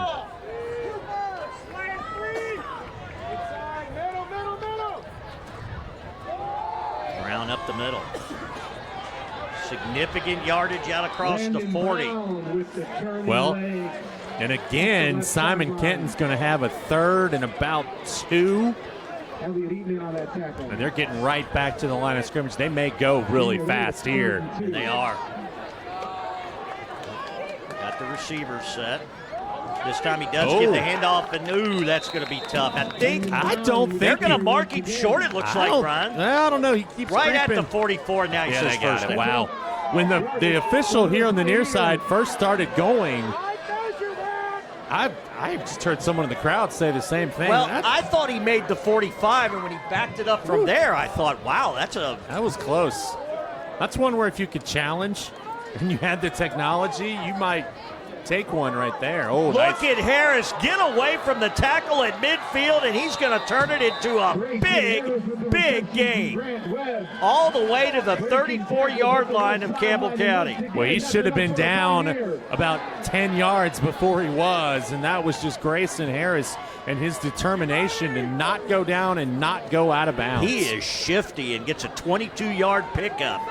There's the handoff up the middle. Landon Brown, boy, he tried to run over a defender. That's a good tackle because he had some real estate ahead of him if he could break that. He did, and I think Campbell County just called timeout. To the 29-yard line of Campbell County. End of the third. End of the third quarter. 3 in the books, 21-17. But all of a sudden, SK, who started this drive from their own 20-yard line, they are on march in a big drive that could really turn things in this game one way or the other. Right now, just a 4-point lead for the Camels, and Simon Kenton at home threatening. You know, when you look at the history of this series, Campbell County has not beaten Simon Kenton since 2012. Yeah. 15 straight the Pioneers have won. In fact, you have to go back to September 28th of 2012. Campbell County won 29-28 here at SK. Ironically, Simon Kenton a couple weeks later beat Campbell County in the first round of the playoffs at Campbell County 29-21. So Campbell County trying to break a 15-game losing streak to the Pioneers. And if you're the Camels, you get Great Crossing next week, who are 0-1 in the district, and you said it, they're down. And then they close with Beechwood. So these next two are huge for Campbell County, and the same's true for SK when you look at their schedule closing out. All right, the inside handoff, big hole, and he breaks it. He gone. Landon Brown, the first play of the fourth quarter, touchdown. Once he got through the initial line of scrimmage, there was nobody back there, and Landon Brown, you talk about just running a post pattern. He ran to the goal post and then went to the sidelines to celebrate. That was an impressive play. So 7 seconds into the fourth quarter, first play of the fourth quarter is a touchdown. We've seen that a lot this year. First plays of the quarter? Yeah. And the extra point, important at this point, is up and good. So it is 24-21. SK back on top. Well, you said that we really hadn't had a chance to talk about other games going on tonight. There is one of note tonight that I am interested in knowing how it turns out, and it's not going to be one you might think. Dixie tonight is 3-5, and they're traveling down the road, down Dixie Highway, to Florence to take on Boone County. Now, Boone County in the last few years has been bad. Atrocious. But the Rebels are 4-3 this year, and with a win tonight would all but guarantee a spot in the playoffs for the first time since 2018. Colonel's 3-5, Boone 4-3. Big district game tonight. Very interested to see how that one turns out. I still like Dixie in that game. I do Looks too. like they're playing better ball right now, but Cooper certainly did a number on them the last time we had him. And here's the kickoff, taken outside, cuts it back to the inside, gets it out across the 25 to about the 27-yard line, and that's where they will take over first down. The other one tonight that you might say is interesting, Brossart-Ludlow. Brossart's at Ludlow. Both teams do not have winning records, but those two teams usually play pretty good ball games. Beechwood's at Gallatin, Cooper at Scott, Harrison at Cubcath, St. Henry, Bracken, Trimble at Holy Cross. They're trying to get to 8-0. And then Holmes plays Thomas Nelson. Holmes trying to get to 2-6.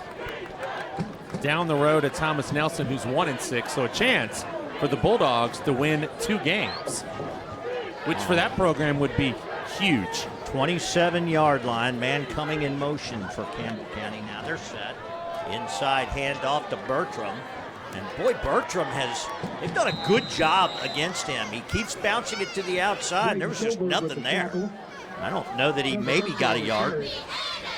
He's had a couple of big runs in the first half, but really here in the second half, they've been doing a nice job of bottling him up. And I just wonder, and I said this earlier, when you know the RPO is going to him, because you're pretty sure Xander Guy's not going to pull it and run. So you can really focus on Bertram getting that handoff.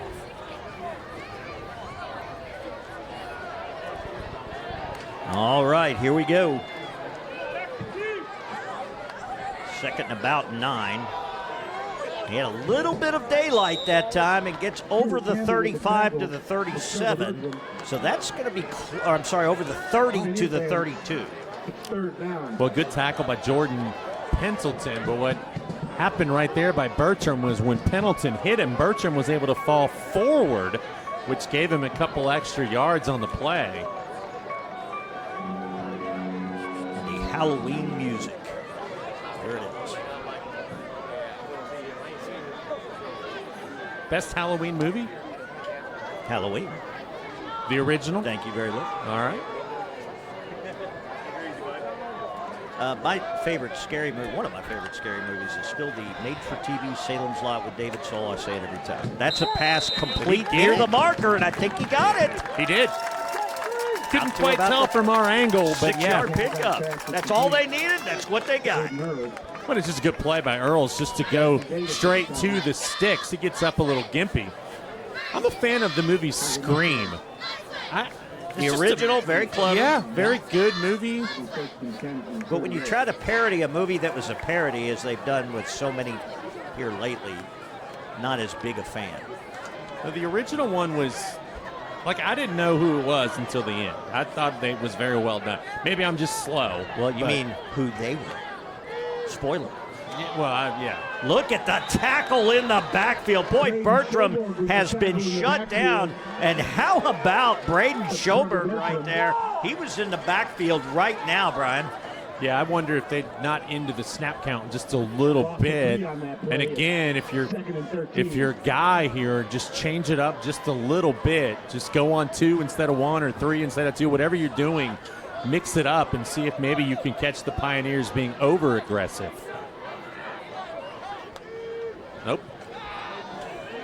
Rolls to his left, bought time right in the middle of the field. That's what they scored on earlier. And how about Gavin Richardson? He's going to be marked down right at midfield, a 15-yard pickup. He's a big target, and he does a good job of helping his quarterback out right there and just finding a spot. It's a late release, and his job is just to go find an empty spot, like you said. And right there, they waited just long enough to be able to get him. You know, it's interesting because I don't think, at least at the high school game, you don't see the tight end as much. Right. You know, you see a lot more things on the outside. So to have a weapon like him, and again, not comparing him to Michael Mayer and those kind of guys, but you know how good they were. Well, you never know what a kid like that can develop into as well. There'd be a lot of people looking at him and his size. That's going to be a short gain. They will creep into Pioneer territory to the 49. We've got a ball game. We're not used to this. No, we don't know how to handle ourselves. Carry by number 23, Cooper Larison. It'll be 2nd and 9. So 8 minutes and 10 seconds left during the game, and dare I say last possession wins this thing? It's kind of looking like that. Now, the one, the dark horse theory here is you always see turnovers a lot of times in these situations.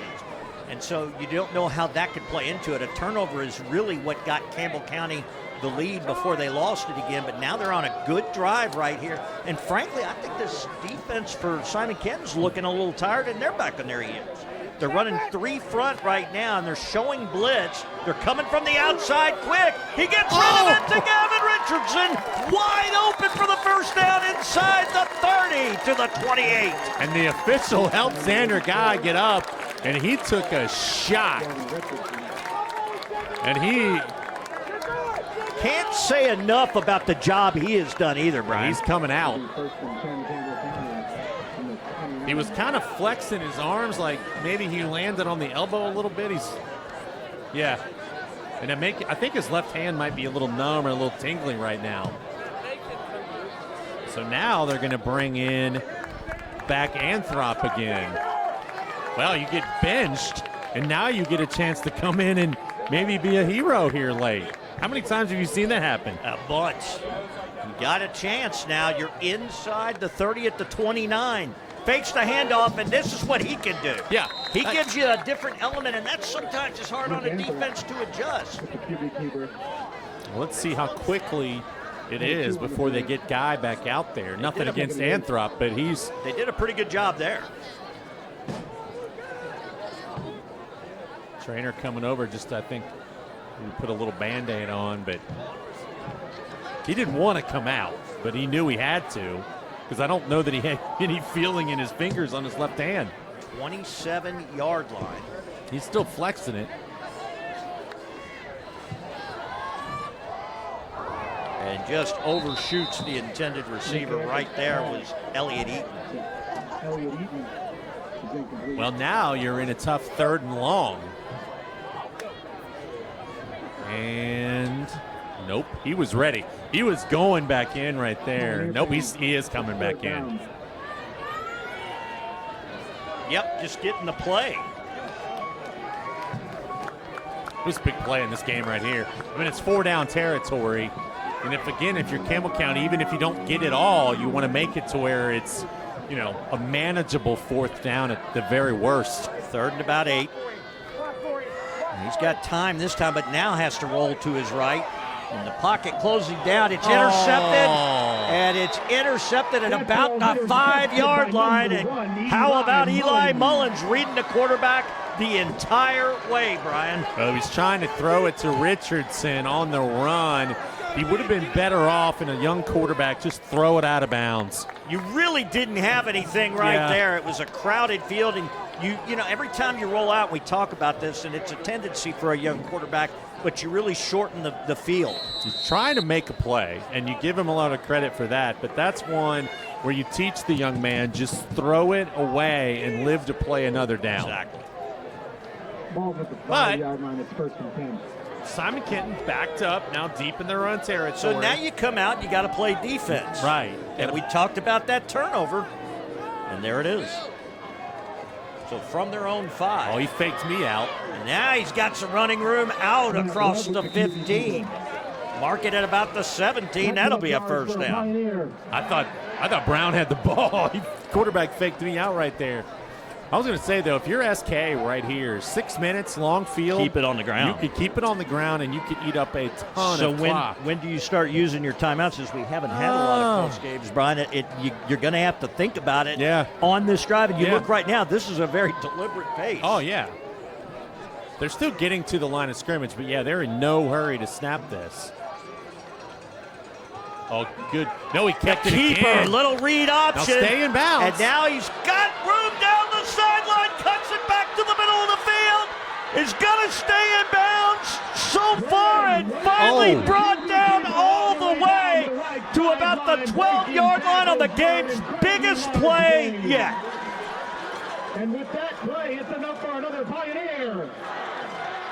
Well, I'm keeping my eye on Webb because he took a shot and it looked like he landed face first. An 83-yard run by Webb. Now, if you're SK, take your time because your quarterback's gassed right now. Put a star by that play. And it comes with 5:03 left on the clock, and the clock is running under 5 minutes now. And you're going to keep it on the ground definitely at this point, I would think. Up the middle, Brown, wide open into the end zone. That was Pendleton. I did it again. Pendleton on it this time. Brian will check my eyes for me. Sorry about that, Mr. Pendleton. I almost took the touchdown away from you. So a 3-play, 95-yard drive. And you go up now by 2 scores. You took the words from me exactly. what a turn of events, and it all happens really on a broken play or on a beautiful play where you fake twice on a read option. You make the right read, break it to the outside, and a big 83-yard run. Well, it's the opposite of what happened to Campbell County at the end of the first half. You know, when they scored, won the 3 plays there at the end of the first half, and really took the momentum. Now, if you're Campbell County and Xander guy, you have to forget about it. You gotta flush it, and you gotta come out here and you gotta lead a drive. So with 4:49 to play, a 10.2 score lead for the Pioneers, 31-21 in what has been a great game. And a lot of work now cut out for the Camels. They're going to have to get 2 scores in less than 5 minutes. Now here's where I'm thinking, logically, I'm thinking he kicks this deep. Because we saw what happened at the end of the first half when I think he you didn't. make it you don't want to give them field position. But if everybody's thinking you're kicking it deep, I think you're overthinking it. I do. I know. I think you got to kick it as far as you can. You play the field position game. You make Campbell County do all the work. Totally agree.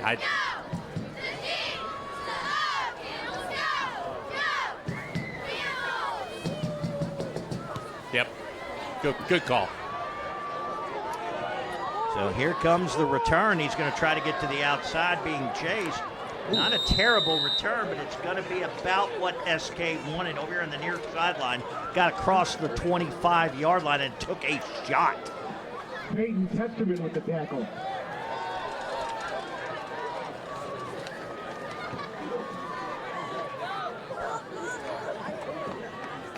So they will start out at the 27.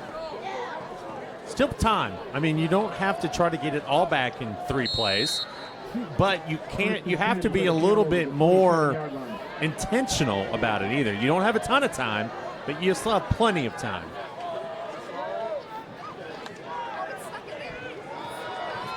Pass over to the left side, well short of the target. Pass intended. What I'll be interested to see on this drive is if Guy gets a little timid. You know, you throw that one pick, and now you're a little bit unsure. You lose just a little bit of your mojo, and maybe you short arm one. We've said it before, the best quarterbacks have the shortest memories. Because I don't think Brett Favre one time, and I think he's a pretty good quarterback. I don't think he ever cared. He just, like we said, that old-style gunslinger quarterback, and that's what you got to become in essentially 2 2-minute drills.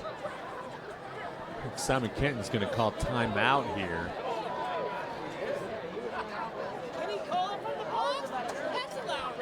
And they're going to think about it, so the clock stops, 4:36 to play. And Campbell County's got a hill to climb right now. It's not a mountain, but you're going to have to get going. I think each team, am I wrong, has burned a timeout, Brian? I believe you're correct. Real quick. Actually, the Camels have all 3 left. I thought they had taken one. No, I think that was Simon Kenton as well. We both called it for Campbell County, but it's showing 3 on the board unless we're wrong. Well, he pointed in Campbell County's direction. He did, didn't he? He did. I actually think the PA announcer said Campbell County, too. Real quick, Cowboys, Commanders. A great NFL rivalry, by the way. I think neither one of those teams playing great defense right now, which Dallas certainly playing enough offense to win games. But shootout if at Jerry's World? Had a player like Michael Parsons, maybe. Long pass wide open, but he's going to underthrow it, and it might be picked off, and it is. Harris caught that. Harris doing it both sides, and that's a ball that, had he taken his time, he got enough air under it, but didn't throw that one long enough. Well, that's a great catch by Harris at the same time. That's almost a case where you'd be okay with your receiver just pushing him in the back and taking the pass interference, but both players made a great effort at it, and Harris the one who came down with it, and that's a costly turnover. We said turnovers. This time of the game, though, you do expect when you're making a comeback, you're going to throw the ball around a little more, so that's not as much of a surprise, and it will give SK the ball at the 36-yard line. Now, it does show 3 timeouts for Campbell County. We'll see what happens there.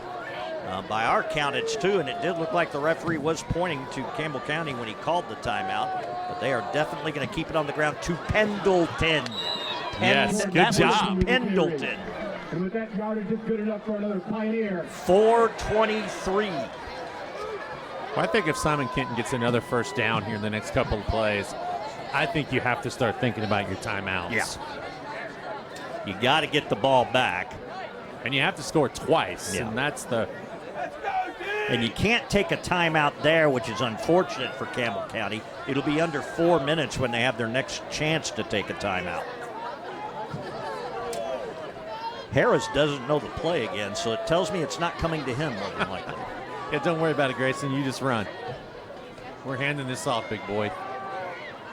Inside handoff. That was Brown. He gets into Campbell territory to the 49. It's 2nd and 6. 2nd and 6. Ball's at the 49-yard line. Now, I believe they told Grant Webb to look at the back judge because he's the one who keeps the time, and he is signaling how much time is left on the play clock because there are, and a flag. Delay a game. Ball start. Ball start. Somebody move. That's what you don't want to do. Just get rid of the 5 yards you got. You know, one of the things, talking about play clocks, the shot clock coming to high school basketball. Not this year, but next. And we talked a little bit about the idea and the technology that's going to be needed in these schools to put shot clocks up. The money. And you wonder at a school like Simon Kenton why you don't see play clocks on the field, like in a corner somewhere. And I know it's costly, but in some of these nicer fields, then it is surprising that you don't see some of these schools have an actual play clock. Don't forget, people don't realize this. That's a great handoff. Good job to get down. Turf monster actually, I thought, tripped him up, but if not, he did. He went down inbounds and forces a timeout. You got to train somebody, especially in basketball, on how to do the shot clock. It's not as easy as you might think. You got to pay them. You have to pay them to do it. So the expense is more than just the equipment, which surprisingly is a little more difficult than you think when you think in terms of wiring some of these older gyms. Yeah. And it's I read something when it first came out, the rule that in some of these older buildings, you're going to come up with the money, but this has to happen. You talk about, and I don't want to get into the political aspect of this, but you talk about some of these districts that are struggling financially with enrollment and other things. That's a big deal. And I think they should have the rule. Everybody thinks they should have had it. I agree with you, Brian, but it's a tough call. It is. 3rd and 5, balls at the 48.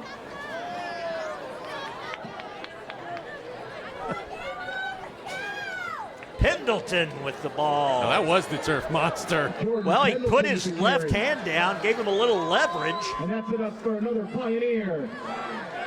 Now with 2.5 to go, Campbell is going to have to start calling timeouts. It's 2 players, one for each side, get up slow. Alex riding around that last tackle. Ryan has a better view of the clock. I keep having to lean way out of the box. They put the clocks in a lot of these stadiums. We sit on the visitor side. They favor the home press box, obviously, and it makes it very difficult to try to see the clock at a couple of places. Dixie and Simon Kent, we have that issue. I'll tell you what, though, I love the view here. Other than the clock, it's a great view because you're right on top of the field. Boy, Pendleton was kind of carrying that ball like a loaf of bread. That's one thing you don't want to do. This is 2 hands on the football time if you're Simon Kent. We're under 2 minutes now. And that timeout right there, I think, is it.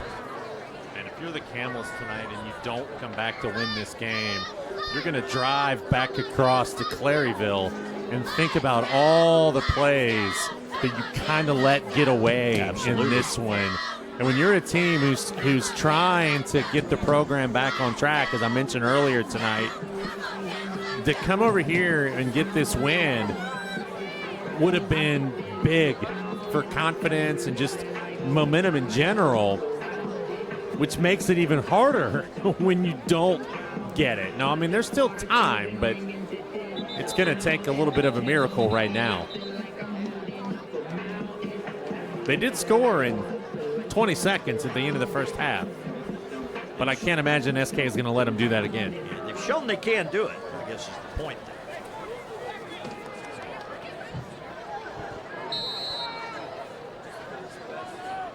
SK in milking the clock mode right now.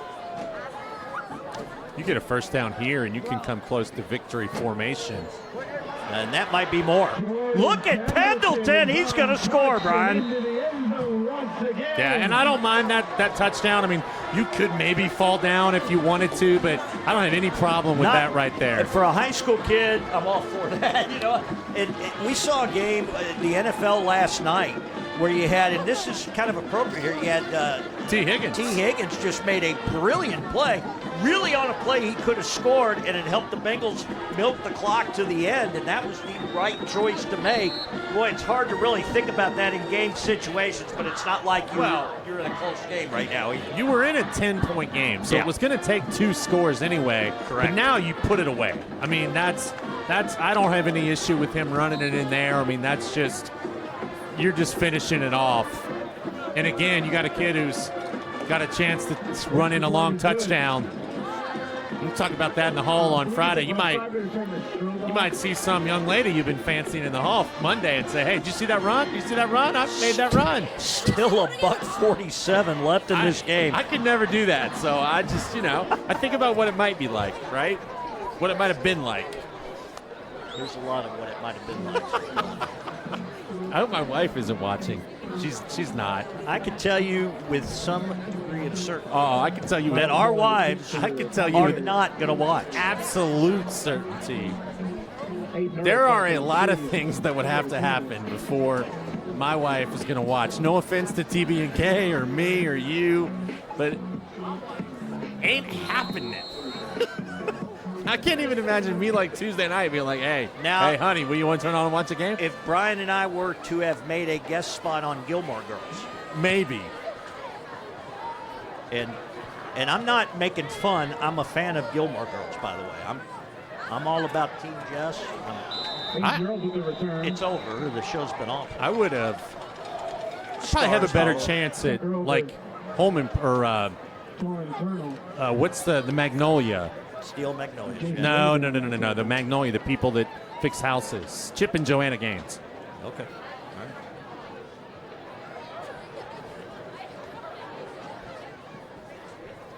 Just kind of playing out the strength. So now we can give credit to the Bengals. How about the Thursday night win? We've talked about it and alluded to it a couple of times, but that's all the more impressive when you consider he being Joe Flacco, doesn't have a complete mastery of the playbook yet. Here's my word for last night in the Bengals. I'm going to use the word encouraging. Yeah. Are they Super Bowl contenders? No.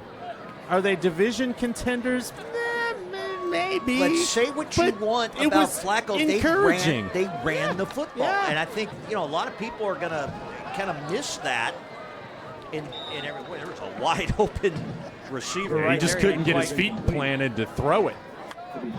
I mean, and again, it's, this team, the Bengals, when talking about them, I mean, last week in the second half, they played well against Green Bay. They had a couple of chances to stop here, stop there. But, I mean, the Steelers were, I think the Bengals kind of exposed them for who they are last night.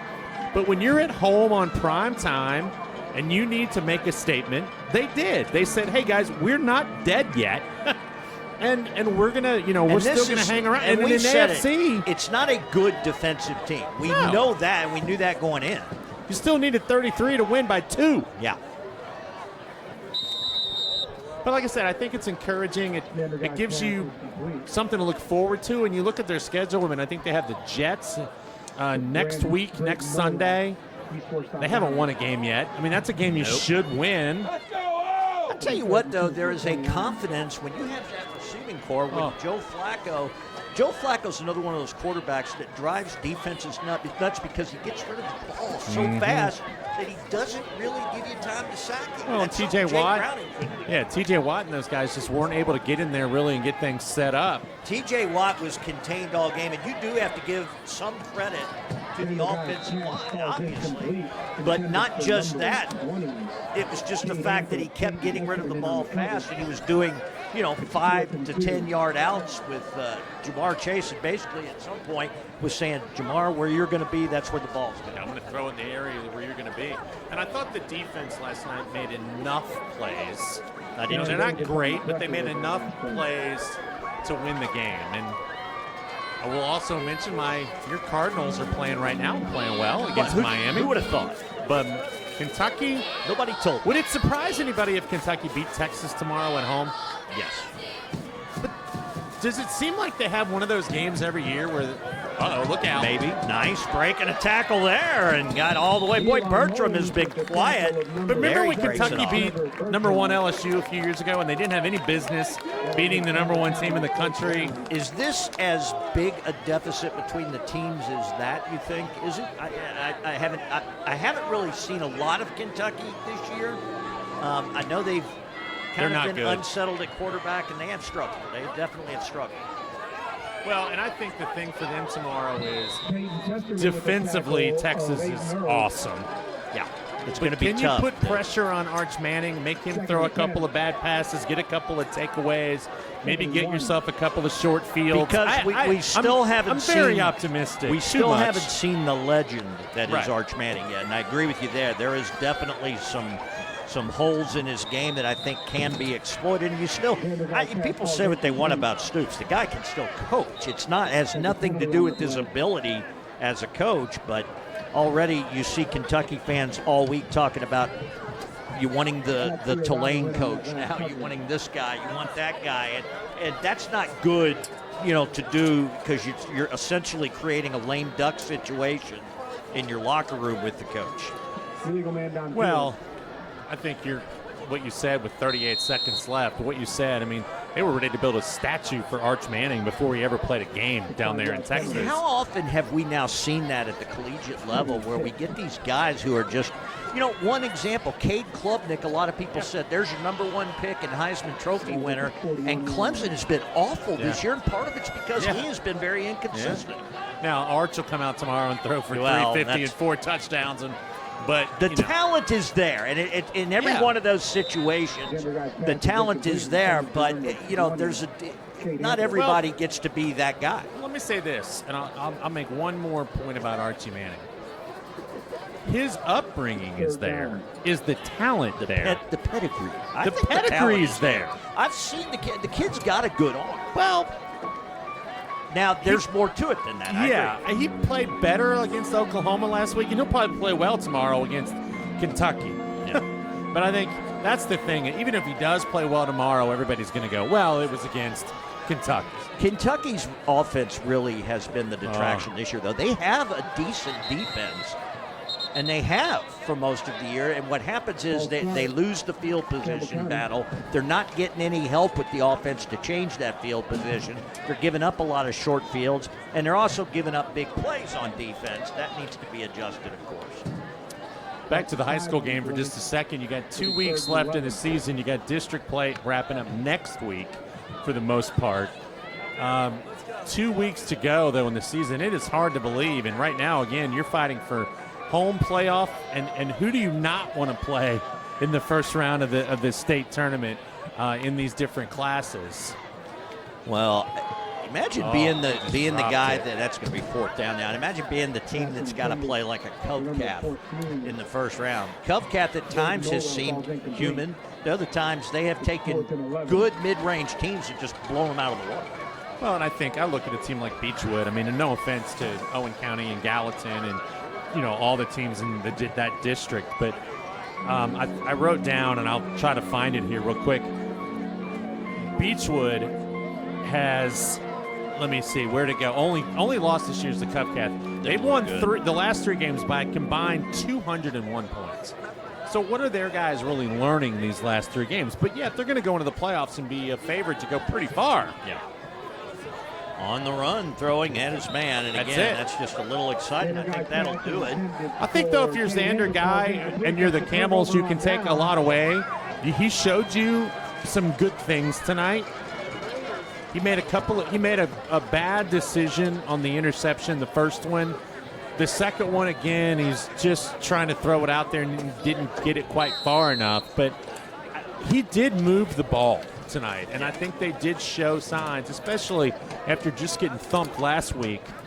And, this is one of those games you're going to learn a ton, and it is. It's a productive loss in that you were in a lot of game situations.